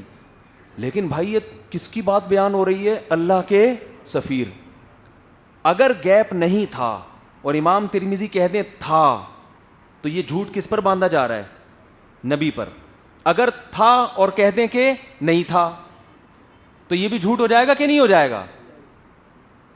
تو اس اتنی سی بات کی حفاظت امام ترمذی پوری سند لے کر آ رہے ہیں. حدثنا عبداللہ ابن عبد الرحمن, کہہ رہے ہیں مجھ سے بیان کی عبداللہ ابن عبد الرحمن. حدثنا عبد العزیز ابن ابی ثابت الزہری, وہ کہتے ہیں مجھ سے بیان کی عبد العزیز ابن ابی ثابت جو زہری ہیں انہوں نے, وہ کہتے ہیں حدثنا ابراہیم بن المنذر قال حدثنا عبد اللہ ابن عبد الرحمن قال حدثنا ابراہیم بن المنذر قال حدثنا عبد العزیز ابن ابی ثابت الزہری قال حدثنا اسماعیل بن ابراہیم ابن اخی موسیٰ بن عقبہ, ابراہیم نے اسماعیل نے بیان کیا جو موسیٰ ابن عقبہ کے بھتیجے ہیں. قال حدثنا موسیٰ بن عقبہ, میرے چچا موسیٰ ابن عقبہ نے بیان کیا. قال حدثنی قریب, وہ کہتے ہیں مجھ سے قریب نے بیان کیا. وہ کہتے ہیں مجھ سے عبداللہ بن عباس نے بیان کیا, وہ کہتے ہیں میں نے نبی صلی اللہ علیہ وسلم کو دیکھا کہ آپ کے دونوں دانتوں کے درمیان میں خلا تھا. ایک ایک چیز کی سند چل رہی ہے بھائی. اور پھر ان تمام راویوں کے بارے میں آپ تحقیق کرنا چاہو گوگل پہ لکھ لو, آ جائے گا. گوگل پہ کہاں سے آیا بھائی؟ اس دور میں تو گوگل نہیں تھا. کتابوں میں محدثین نے ایسا محفوظ کیا ہے کہ گوگل پہ ایک کتاب کا حوالہ نہیں درجنوں کتابوں کا حوالہ آئے گا کہ امام ترمذی جس عبداللہ بن عبد الرحمن سے نقل کر رہے ہیں وہ کہاں پیدا ہوئے, کن علماء سے انہوں نے علم حاصل کیا, ان کے بارے میں اس زمانے کے لوگوں کا تبصرہ کیا ہے. پھر وہ جو ابراہیم ابن منذر سے بیان کر رہے ہیں وہ کہاں پیدا ہوئے, ان دونوں کی ملاقات بھی ہوئی ہے کہ نہیں ہوئی ہے؟ بعض دفعہ آپ بیان کرتے ہو کہ میرے پردادا نے بتایا, حالانکہ پردادا اور آپ کی ملاقات کا تصور بھی جب آپ پیدا ہوئے تھے, جب آپ کے ابا اماں کی شادی بھی نہیں ہوئی تھی, جب آپ کے پردادا کا انتقال ہو گیا تھا. محدثین میں ایسا نہیں ہوتا بھائی, دونوں کا زمانہ کیا ہے قریب, ملاقات ممکن ہے ان کی. تو یہ بحث ہوتی ہے. تو اتنی باتوں کی حفاظت یہ صرف کس کی ہوئی ہے؟ محمد صلی اللہ علیہ وسلم. اور سیرت ایسی بے داغ کہ غیر مسلم بھی, جو آپ غیر مسلموں کے اعتراضات پڑھیں نا جو نبی پر کیے ہیں, سوچتے سوچتے انسان کہتا ہے کہ ان معترضین کو کوئی بھی نبی کی شخصیت پر اعتراض کرنے کا ملا نہیں ہے. ابھی ایک ہندو کا میں نے کلپ سنا, وہ نبی صلی اللہ علیہ وسلم پر اعتراض کر رہا تھا کہ انہوں نے 25 سال کی عمر میں جو 40 سالہ بیوہ سے شادی کی ہے نا, وہ مالدار تھیں تو معاذ اللہ پیسوں کی لالچ میں کی ہے. یعنی معاذ اللہ نقل کفر, پیسوں کی اتنی لالچ تھی کہ عمر بھی نہیں دیکھی خاتون کی اور بیوہ سے بولو شادی کر لی. اس کا کتنا آسان جواب ہے کہ پھر تو آپ کی زندگی بڑی ٹھاٹ باٹ ہونی چاہیے تھی. جو پیسوں کی لالچ میں کوئی کام کرتا ہے تو پیسہ رکھتا بھی ہے نا, وہ کیا خیال ہے, اس کا تو بڑا بنگلہ ہوتا ہے, اس کے تو ٹھاٹ باٹ شاہانہ زندگی. ادھر حالت کیا ہے, گھر میں آ رہے ہیں کھانے کو روٹی نہیں ہے. جو تعریف کی چیز تھی کہ 25 سال میں ہو کے بھی خواہش نفسانیہ سے ذرہ برابر مغلوب نہیں ہے, بیوہ سے نکاح کر رہے ہیں, جو تعریف کی عقل استعمال کرے گا تو کہے گا یہی نبوت کی دلیل ہے. لیکن جو بے عقل ہوگا وہ اچھی چیزوں میں بھی عیب تلاش کرتا رہتا ہے. یبغونہا عوجا, قرآن کہتا ہے کہ یہ غیر مسلم قرآن میں کجی تلاش کرتے رہتے ہیں. کجی کا مطلب اتنی پیاری کتاب ہے, ایسی خوبصورت تعلیمات ہیں, مگر یہ اس میں کیا تلاش کرتے ہیں, تو جو جس کا کام ہی ہو نا عیب تلاش کرنا ہے, اس کو تو عیب ہی نظر آئیں گے. وہ چشمہ ہی اس نے غلط پہنا ہوا ہے. لیکن جو سلیم الفطرہ انسان ہے اسے نبی کی سیرت بھی بے داغ, قرآن بھی بے داغ نظر آئے گا. قرآن بے داغ نظر آئے گا. ایک ملحد نے بڑے اعتراض کیے, میں تو ان کے اعتراضات دیکھتا رہتا ہوں, آج تک کوئی ایک اعتراض ایسا نہیں ہے جسے سن کے ہمارے ایمان میں الٹا اضافہ نہ ہوا ہو کہ یار ان کو یہ ملا ہے. ٹھیک ہے نا. ایک ملحد ہے بڑا مشہور, وہ اسلام کے شادیوں پہ بڑا اعتراض کرتا ہے. ابھی میں شادیوں میں بیان نہیں کروں گا. وہ کہہ رہا ہے عیاشی سکھائیے, عیاشی. ویسے کہتے ہیں بد نظری بھی غلط, زنا بھی غلط, اور ایک طرف کیا ہے عیاشی سکھائی جا رہی ہے. عیاشی کہ اتنی شادیاں ہوتی ہیں ان کے یہاں. تھوڑی سی کھوپڑی استعمال کرو تو انسان کہتا ہے کہ مرد اور عورت پیدا کس کے لیے ہوئے ہیں, ایک دوسرے کے لیے ہوئے ہیں نا, دوسرے سے دور رہنے کے لیے تھوڑی ہوئے ہیں. یہ تو اسلام کا حسن ہے کہ جو جس کے لیے پیدا ہوئے ہیں وہی کام کا حکم دے رہا ہے. نہیں آئی بات سمجھ میں؟ یہ تو پیدا ایک دوسرے کے لیے ہوئے ہیں. آپ نہیں کرو گے تو نہ ان کو رشتہ ملے گا نہ آپ کو, سڑیں گے دونوں, ایک دوسری زندگی گزاریں گے, عذاب میں زندگی گزرے گی. اسلام میں تو بالکل نیچر کے مطابق بھائی جس کے لیے مرد اور عورت ایک دوسرے کے لیے پیدا ہوئے ہیں تو کرو گے تو ایک دوسرے کے لیے زندگی گزرے گی نا. نکاح کرو گے تو, نہیں کرو گے تو سڑتے رہو. جیسے آج کل ہو رہا ہے, مرد بھی سڑ رہا ہے بیٹھ کے اور لڑکیاں بھی سڑ رہی ہیں, شادیاں ہی نہیں ہو رہی. تو کرے گا تو ہوگی نا شادی. تو جو اسلام کی خوبیاں ہیں ان کو توڑ موڑ کے کیا بنا کے پیش کرتے ہیں, بولو نا, خامیاں. ہر اعتراض میں ایسا ہی ہے. میں تو ان کے جو اعتراض سنتا ہوں نا الحمدللہ اسی میں, جب یہ کہتے ہیں امی عائشہ اتنی کم عمر کی لڑکی سے محمد صلی اللہ علیہ وسلم نے نکاح کیا, یہ بہت زیادہ اعتراض کیا جاتا ہے. معاذ اللہ نقل کفر, یہ بھی عیاشی ہے. خوبی یہ ہے کہ 50 سال کی عمر میں ایک 9 سالہ لڑکی سے نکاح کیا, مگر اس لڑکی کو کیسا عشق ہوا ہے اپنے شوہر سے. آج عمر میں اتنا فرق ہو, اس کے بعد کوئی عورت اپنے شوہر سے ایسا عشق جیسی محبت کرے گی جیسی امی عائشہ نے نبی سے کی ہے. یہ محمد صلی اللہ علیہ وسلم کی کوالٹی تھی کہ اتنی کم عمر لڑکی سے نکاح کر کے ان کے لیول پہ آ کے ان سے مزاح کیا آپ نے, ان کے لیول پہ آ کے ان سے ڈیلنگ کی ہے, اور اتنی کم عمر سے نکاح کر کے بہترین کامیاب ازدواجی زندگی گزار کے دکھائی ہے. آج تو میچنگ کی شادیاں ناکام ہو رہی ہیں, اور یہ بظاہر جو میچنگ کی نہیں تھی, بظاہر جو میچنگ کی نہیں تھی, اس کو ایسا کامیاب کر کے بتایا ہے کہ آپ تو یہ اعتراض کر رہے ہو امی عائشہ پر کہ اتنی بڑی عمر کے آدمی نے معاذ اللہ آپ سے شادی کر لی. وہ کہیں گی بھائی یہ میرے اوپر احسان کیا ہے, اس سے بہترین رشتہ میرے لیے زندگی میں کوئی ہو نہیں سکتا. ان کو تو اختیار دیا جا رہا ہے, نبی نے بعد میں اختیار دیا, بھائی میرے تو یہ گھر میں فاقے پڑیں گے. جتنی زوجات ہیں نا, نبی نے سب کو بٹھا کے کہا کہ جب گھر میں فاقے آنا شروع ہوئے نا, امہات المومنین نے کہا بھائی یہ کیا مسئلہ ہے بھائی کھانا پینا کیا ہو رہا ہے, یہ تو بہت مسئلہ ہو رہا ہے. تو یہ تو نیچر ہے, عورت ظاہر ہے شوہر سے مطالبہ کرے گی. تو جب زیادہ مطالبہ کیا, نبی صلی اللہ علیہ وسلم ناراض ہو گئے, اور قرآن کی آیتیں نازل ہوئیں کہ اے نبی اپنی زوجات سے کہہ دیجئے کہ اگر تمہیں دنیا کا مال و متاع چاہیے, عرب میں بڑے بڑے مالدار لوگ پڑے ہوئے ہیں, وہ اس زمانے میں شادی کرنا کوئی مشکل کام نہیں تھا, طلاق ہوتی تھی, دھڑا دھڑ رشتے آتے تھے. فتعالینا امتعکن واسرحکن سراحا جمیلا, آؤ میں تمہیں نکاح ختم کر دیتا ہوں, طلاق دے دیتا ہوں, اور کچھ مال و متاع دے کے رخصت کر دیتا ہوں, جہاں چاہے نکاح کرو. لیکن اگر میرے ساتھ زندگی گزارنی ہے تو میں بھی انہی فاقوں میں اور تم بھی انہی فاقوں. تو ساری زوجات کو نبی نے کہا کہ سب سے مشورہ کر کے بتاؤ. سب نے کیا ہوگا کیا واللہ عالم, سب نے کہا نہیں جی ہم نے آپ کے ساتھ رہنا ہے. جب امی عائشہ کو کہا گیا نا, نبی نے فرمایا کہ اے عائشہ جاؤ اپنے گھر میں مشورہ کر لو, جلد بازی فیصلے میں بولو نہ کرو.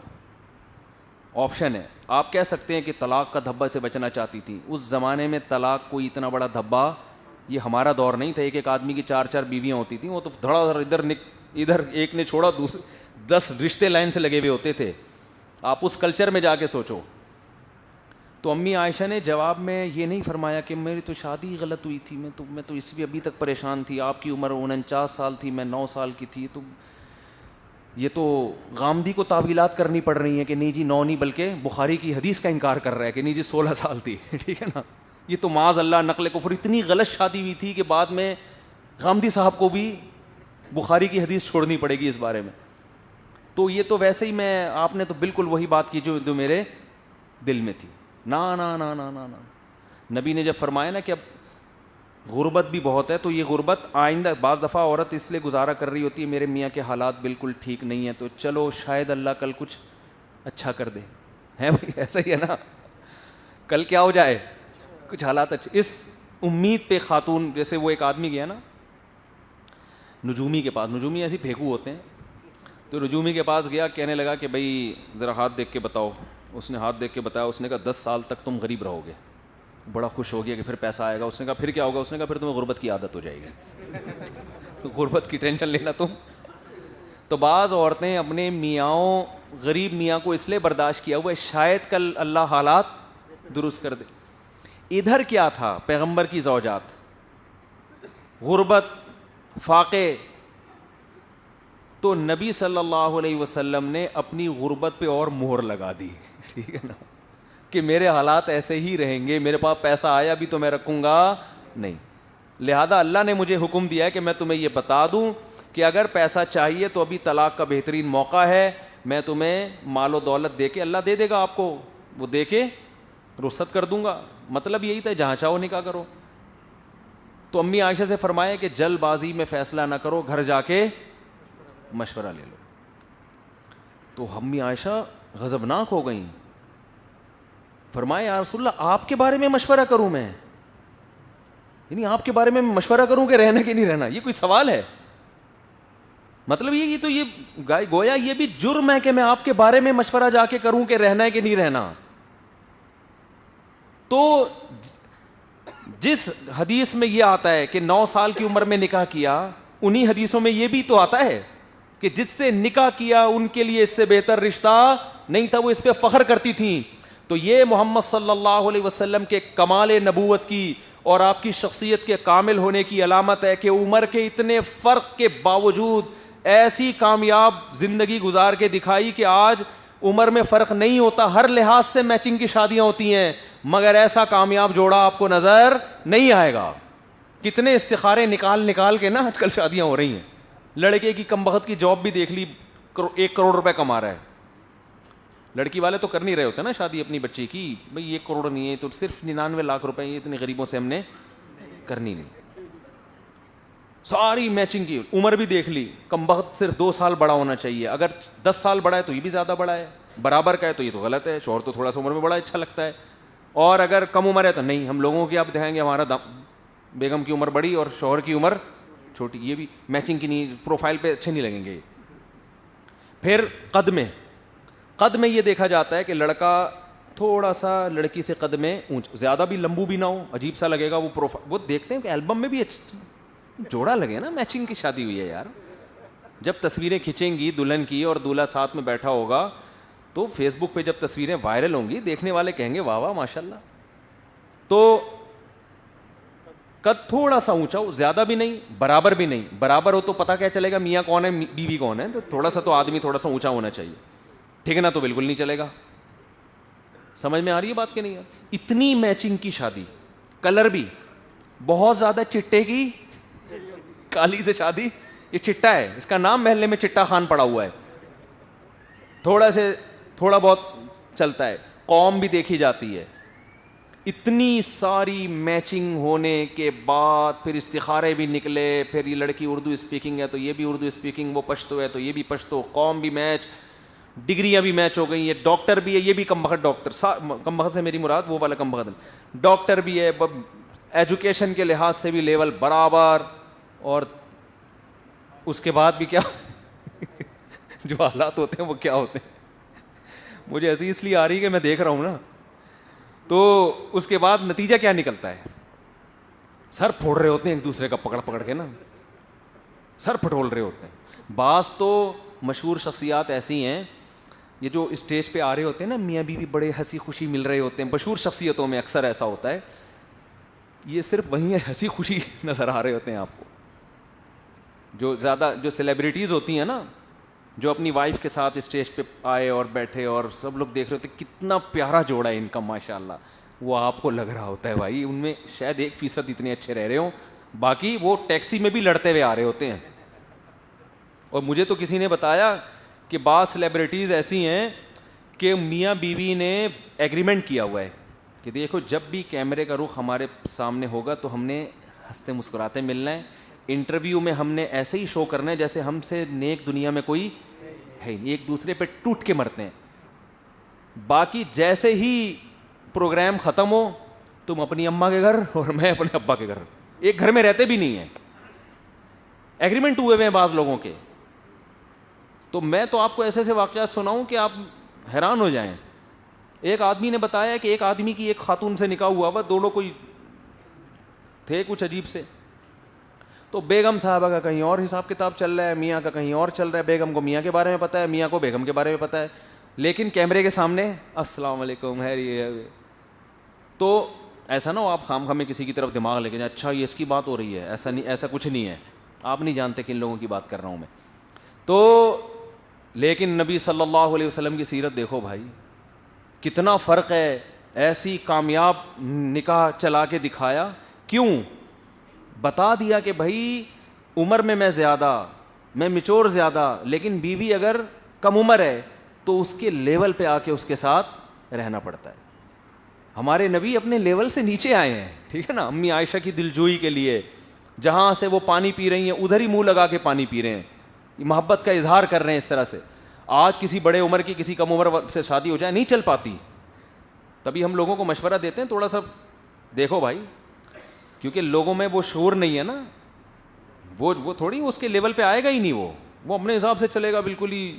وہ یعنی جو سیٹ اپ چل رہا ہے نا آج کل, ابھی کیا بتائیں, چھوڑو ابھی زیادہ ڈیٹیل میں جاؤں گا, وہ بعض لوگ سمجھ جاتے ہیں میرے بارے میں بات ہو رہی ہے, وہ اپنے بارے میں سمجھ جاتے ہیں کہ بات کس مفتی صاحب نے میرے بارے میں سب کو بتا دیا, حالانکہ میں ان کے بارے میں بھی نہیں بات کر رہا.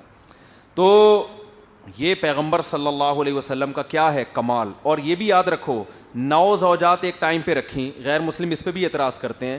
میں کہتا ہوں اس معاشرے میں تو خیر کثرت سے نکاح کا رواج تھا, یہ بھی کمال ہے یار. 2-3 بیویاں رکھ کے دکھاؤ, تمہارا سر گنجا نہ ہو جائے میرا نام بدل دینا, حقیقت ہے نا. 9 زوجات رکھی ہیں بھائی, یہ تو کمال ہے کہ نہیں ہے, یہ تو کمال ہے. یہ تو غیر مسلم کو چاہیے تعریف کرے. اور پھر بڑی بات یہ ہے کہ آپ کی ایک بیوی آپ کو فیور کر رہی ہے, دوسری اکثر مخالف ہوتی ہے. آپ کا ذرا سا اختلاف ہو یا اختلاف نہ بھی ہو تو آپ کسی کی 4 بیویوں سے انٹرویو لیں گے نا, ایک نہ ایک آ کے کچھ نہ کچھ, ساری تھوڑی خوش ہوتی ہیں. اس میں بعض دفعہ مرد خراب ہوتا ہے, بعض دفعہ عورت خراب ہوتی ہے. لیکن ہمارے نبی کی 9 زوجات میں سے ایک نے بھی آپ کے خلاف کوئی ایک حرف بھی زبان سے کبھی نہیں نکالا, آپ کے کردار پہ انگلی اٹھائی ہو یا آپ کے بارے میں یہ کہا ہو کہ یہ بیویوں کے ساتھ اچھے نہیں ہیں. تو اللہ نے آپ کے نکاح اس لیے بھی کروائے کہ بعض لوگ گھر کے باہر بڑے نیک بنے پھر رہے ہوتے ہیں, گھر کے اندر معاملات ٹھیک نہیں ہوتے. آپ کو اللہ نے 9 گھر دیے کہ بھائی اگر ذرہ برابر بھی آپ کے کردار میں کوئی شک ہوتا تو ایک گھر تو آپ کے خلاف گواہی دیتا. اگر آپ کی ایک زوجہ ہوتی تو یہ غیر مسلم کہہ سکتے تھے بھائی انہوں نے ان زوجہ کو سمجھا کے رکھا ہوا ہے کہ میرے گھر کے اندر کے حالات باہر نہ بتانا. ایک نہیں 9 زوجات ہیں, اور ان میں زیادہ تر زوجات وہ ہیں جو اسلام دشمنوں کی بیٹیاں تھیں. ایک ابو سفیان کی بیٹی جو اسلام کے سب سے بڑے دشمن, ان کی بیٹی کس کے گھر میں ہے, آپ کے گھر میں. وہ خدا نہ خواستہ اگر کوئی ایسی چیز دیکھتی وہ اپنے باپ کو جا کے بتاتی. تو یہ تمام چیزیں ہمارے نبی کے برحق ہونے کی دلیل ہیں. جو نبی کے برحق ہونے کی دلیل تھی, جب آپ کی عقل خراب ہو جاتی ہے اور آپ کی سوچ نیگیٹو ہو جاتی ہے تو آپ اسی دلیل کو جو برحق ہونے کی ہے اسی کو آپ پیغمبر کے خلاف لے کے جاتے ہیں. سمجھ میں آ رہی ہے بات کہ نہیں آ رہی ہے؟ تو ان دلائل کے قائم ہونے کے بعد پھر اللہ کو یہ حق ہے کہ اللہ سورہ الحاقہ میں کہے فَعَصَوْا رَسُولَ رَبِّهِمْ فَأَخَذَهُمْ أَخْذَةً رَابِيَةً. ان قوموں نے اپنے رب کے بھیجے ہوئے میسنجر کی نافرمانی کی, اللہ نے ان کو بہت بڑی پکڑ میں پکڑا ہے. تو اس لیے بھائی ہم ان پیغمبروں کی تعلیمات کے نہیں, ہم محمد صلی اللہ علیہ وسلم کی تعلیمات کے مکلف ہیں. اتنے دلائل قائم ہونے کے بعد اگر آپ پیغمبر کے حکم کو فالو نہیں کریں گے, پیغمبر نے کہا نماز پڑھو, آپ کو پڑھنی پڑے گی. پیغمبر نے عورت کو کہا پردہ کرو, عورت کو پردہ کرنا پڑے گا. پیغمبر نے کہا کہ عورت کا مال ناحق طریقے سے مت کھاؤ, کھایا تو حساب دینا پڑے گا. یہ پاکستان کے قوانین نہیں ہیں, یہ امریکہ کے قوانین نہیں ہیں, یہ کس کے قوانین ہیں؟ اللہ کے. اس اللہ نے کہہ دیا لا تقربوا الزنا, اس پیغمبر نے جو ہمیں کتاب دی, زنا کے قریب مت جاؤ. تو بھائی اب زنا بہت خطرناک چیز ہے, یہ سمجھ لو, دنیا میں نہیں آخرت کے لحاظ سے بہت ڈینجرس ہے. اس نے کہہ دیا کہ شراب مت پیو, تو اب اللہ نے جس پیغمبر کی زبان سے یہ کہلوایا نا مت پیو, تو وہ ایسا ہی نہیں ہے کہ ہم ان کے بارے میں کنفیوز ہیں, پتہ نہیں پیغمبر ہیں بھی یا نہیں ہے. دلائل سے ثابت کر دیا, انبار لگا دیا دلائل کے. اب اگر کوئی شراب پیے گا تو میرے بھائی اپنا وہ بیڑا غرق کر رہا ہے. وہ ملکی قانون کو نہیں توڑ رہا, وہ خدائی قانون کو توڑ رہا ہے. اس اللہ نے کہہ دیا باپ کے سامنے اف نہیں کرنا ہے, ماں کے سامنے بد زبانی نہیں کرنی ہے. اب اگر آپ ماں باپ کے سامنے بد کلامی کرو گے تو اپنے کلچر کے اگینسٹ نہیں چل رہے آپ. کلچر سزا نہیں دے گا آپ کو, کون سزا دے گا؟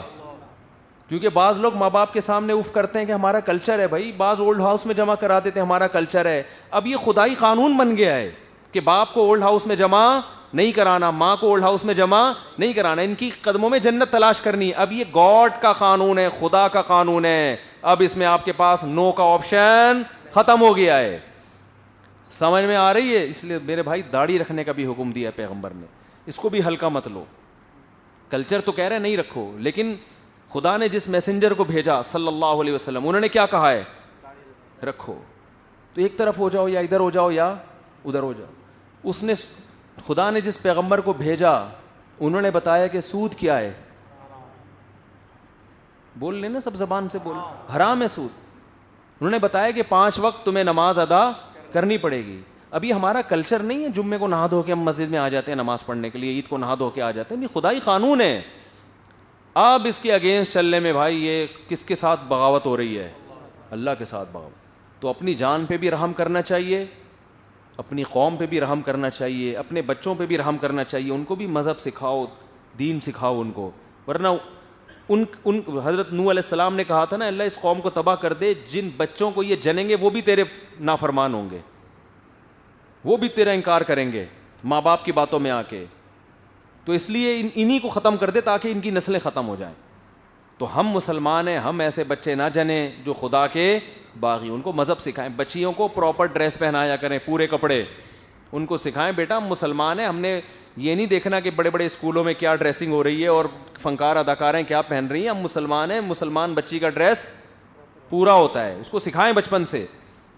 سمجھ میں آ رہی ہے کہ بات کہ نہیں آ رہی؟ اور مائیں اپنے بیٹیوں کو سکھائیں کہ بیٹی اسلام میں شوہر کی اطاعت کا حکم ہے, میرے داماد کی بات مان کے چلا کرو. یہ کس کا حکم ہے؟ کلچر تو یہ کہتا ہے, دل تو یہ چاہتا ہے کہ میاں کو گچی پکڑ کے رکھو, اس کی غلام بنا کے رکھو, اس کی پینٹوں سے پیسے نکالتی رہو, جائیدادیں اپنے نام کروا لو. لیکن جس خدا نے محمد صلی اللہ علیہ وسلم کو پیغمبر بنا کے بھیجا ہے, اس خدا کا حکم اب درمیان میں آ گیا کہ اگر کسی کو حکم ہوتا کہ سجدہ کرے تو بیوی کو حکم ہوتا شوہر کو, بولو نا, سجدہ. اس طرح میاں کو یہ بتا دو, بیٹوں کو یہ بتا دو کہ تمہارے ذمے جو بہو ہے اس کا سارا نان نفقہ کس کے ذمے ہے؟ بولتے کیوں نہیں؟ تمہارے. دوسری بات یہ کہ اگر یہ دیوروں سے تنگ ہے, جٹھانیوں سے تنگ ہے, تو یہ ہمارے کلچر کا نہیں ہے, خدا کا قانون ہے کہ اس کو سیپریٹ گھر لے کے, بولتے کیوں نہیں, دیا جائے. تو بیٹا تو خود ہی الگ جا کے رہ لے, یہاں یہ تیری بیوی سیٹ نہیں, اس کو 10 دیوروں کے کپڑے استری کرنے پڑتے ہیں. ایسے گھرانے بھی ہیں, 50 روٹیاں پکانی پڑتی, ہر وقت جٹھانیوں کے تانے. تو ہر انسان کی ایک پرسنل لائف بھی ہوتی ہے نا, وہ لائف کا بیڑا غرق ہوا ہے. بیٹا کلچر تو یہی ہے کہ ہم سب مل جل کے اکٹھے رہیں گے, بھلے اگلا خودکشی کر کے ڈپریشن سے ہلاک ہو جائے. لیکن خدا کا قانون ہے, میری بھی بیٹی ہے, میں چاہتا ہوں کہ وہ سسرال میں ظلم نہ ہو تو کسی اور کی پہ بھی ظلم, تو بھائی خدا کو بیچ میں لانا پڑے گا. لیکن ہمارے ہاں خدا بیچ میں اتنا آ رہا ہے جتنا میرے فیور میں تو آ رہا ہے. جہاں خدا میرے اگینسٹ جا رہا ہے وہاں ڈکشنری سے خدا کیا ہے, غائب. آخری بات کر کے بس بیان ختم کرتا ہوں. ابا کو چاہیے کہ بچوں کو یوں کہے کہ بیٹا ہمارا صرف کلچر نہیں ہے کہ بیٹا باپ کی خدمت کرے, یہ خدا کا حکم ہے. اسی طرح ابا کو چاہیے کہ وہ یہ کہے کہ اگرچہ ہمارا کلچر نہیں ہے کہ بیٹا جب کمانا شروع کر دے تو فوراً شادی کر دیں تاکہ اس کی ارننگ اس کی بیوی کی جیب میں جانا شروع ہو جائے. کلچر اس کی اجازت نہیں دیتا, مگر مذہب کا یہ بولتے کیوں نہیں بھائی حکم. ابا بچے کی شادی اس لیے نہیں کر رہے ہوتے کہ تنخواہ کیا ہو جائے گی, ڈیوائڈ. ماں اس لیے نہیں کر رہی ہوتی بیٹے کی شادی کہ ابھی تو کما کے لانے کا ٹائم آیا, اپنے کماؤ پوت کو کسی اور کی باہوں کے حوالے کر دوں. تو کلچر تو یہی ہے, لیکن خدا اس کی اجازت. اب سوال پیدا ہوتا ہے پھر ماں کرے کیا؟ بیٹے نے کمانا شروع کیا, میں نے پال پوس کے بڑا کیا, میں نے جوان کیا, اب جب کھانے کا ٹائم آیا تو یہ پھر تو بیوی آ جائے گی, اس پہ خرچ کرے گا. تو اللہ میاں کہتے ہیں ماں کو چاہیے اللہ پہ اعتماد اور توکل کرے. بچوں کو اس لیے نہیں پالا جاتا کہ ہمیں کما کے کھلائیں گے, ٹھیک ہے کھلائیں گے کما کے, لیکن ہم پالتے اس لیے کہ اللہ کی مخلوق ہے, سمجھتے اس پر احسان کرتے ہیں. نہیں آ رہی سمجھ میں؟ بیٹے کو پالیں اس نیت سے کہ اللہ کی مخلوق ہے, میرا بیٹا ہے, وہ محبت ہے, اللہ کرے یہ بن جائے, باقی وہ الگ بات ہے, وہ آپ کا سہارا بنے گا انشاءاللہ. تو اللہ پہ توکل کرنا پڑے گا یہاں. سمجھتے ہو کہ نہیں سمجھتے؟ جب تک اللہ پہ اعتماد اور توکل نہیں ہوگا نا تو یہ لالچ آپ کو کہیں کسی کام کا. میں نے غریبوں کو دیکھا ہے اپنے بچوں کی بروقت شادیاں کرا دیتے ہیں, ان کو خوف نہیں ہوتا. کروڑوں پتی لوگوں کو دیکھا ہے کہ بیٹوں کی شادی نہیں کرنے دیتے. ابے تمہارے پاس تو کھانے کے لیے اتنا ہے کہ تم تو 7 نسلیں کھاتی رہیں, ان کی طبیعت میں کیا ہوتا ہے, کنجوسی. تو تھوڑا دل کیا کر لو. یہاں توکل فرض ہے اللہ تعالیٰ پر, ٹھیک ہے نا. جس اللہ نے کھلایا ہے تو کوئی بات نہیں, بہو آ جائے گی 2 روٹی وہ بھی کھا لے گی, اس کا بھی انتظام اللہ کر دے گا. تو اللہ کو درمیان میں لائیں گے میرے بھائی تو بڑی ہنسی خوشی زندگی گزرے گی, چہروں پہ رونق آئے گی. بچوں کو بھی ایسے ابا سے محبت ہو جائے گی کہ میرا ابا لالچی نہیں ہے, ماشاء اللہ میرے ابا میری فکر کر رہے ہیں, تو ابا سارے پیسے آپ لے لو. بچہ کوشش, بچے کو بھی پتا ہے کہ ابا جو, ایک ابا نے ایسا کیا کہ بچے کو پڑھا لکھا کے کچھ بنا کے جب وہ بن گیا نا, جاب لگ گئی, تو پوری ڈائری میں 20 سال کا خرچہ کہ اب نکال واپس دے. یہ چل رہا ہے, یہ تو جیسے کمپنیوں سے ایگریمنٹ نہیں ہوتے, 20 سال کے ڈائری نکال کے. یہ سچا واقعہ ہے. بیٹا بھی کما کے ابا کو دے رہا ہے, کہہ رہا بھائی میں نے جتنا خرچہ کیا مجھے کیوں. ابا کو پتا ہے کہ بھائی یہ پتہ نہیں میری کیوں لبرل خاندان تھا نا, ابا کو پتا ہے پتہ نہیں میری اطاعت کرے نہ کرے, اس کمبخت کو جتنا کھلا رہا ہوں. یہ بھی ابا نے پھر بھی احسان کیا, کیونکہ ابا کو پتا ہے یہ مجھے نہیں پوچھے گا کہ دے دوں. میں کہتا ہوں یہ بھی اس معاشرے میں احسان ہی ہے اولاد پر, ورنہ ابا کہتے جا بھائی میں کیوں کروں. تو بھائی یہ باپ بیٹوں کے رشتوں میں ایسی دراڑیں پڑ گئی ہیں. ایسے لوگ آ رہے ہیں بچوں کو بول رہے ہیں تم نے ہماری خدمت کرنی ہے تو ٹھیک ہے کرو, ورنہ ہم اپنے لیے ابھی سے جمع کر کے رکھ رہے ہیں تاکہ ہمیں بڑھاپے میں. بھائی مذہب سکھاؤ بچوں کو, پھر خرچ بھی کرو ان کے اوپر بغیر کسی لالچ کے. اللہ کا خوف دل میں ڈال دیا تو تم جیسے اللہ کے خوف سے ان پہ خرچ کر رہے ہو بغیر کسی لالچ کے, انشاءاللہ جتنا تم نے خرچ کیا اس سے 20 گنا زیادہ تم پہ خرچ کریں گے. کس کی محبت میں؟ اللہ کی محبت میں. تمہیں کہنے کی ضرورت نہیں پڑے گی. تربیت کو فوکس کرو. یہ ڈائریاں لکھ کے نا کہ بہو آئے گی کم وقت 2 روٹی کھا جائے گی, پہلے ہی میں اتنی ٹینشن میں ہوں, یہ چھوڑ دو.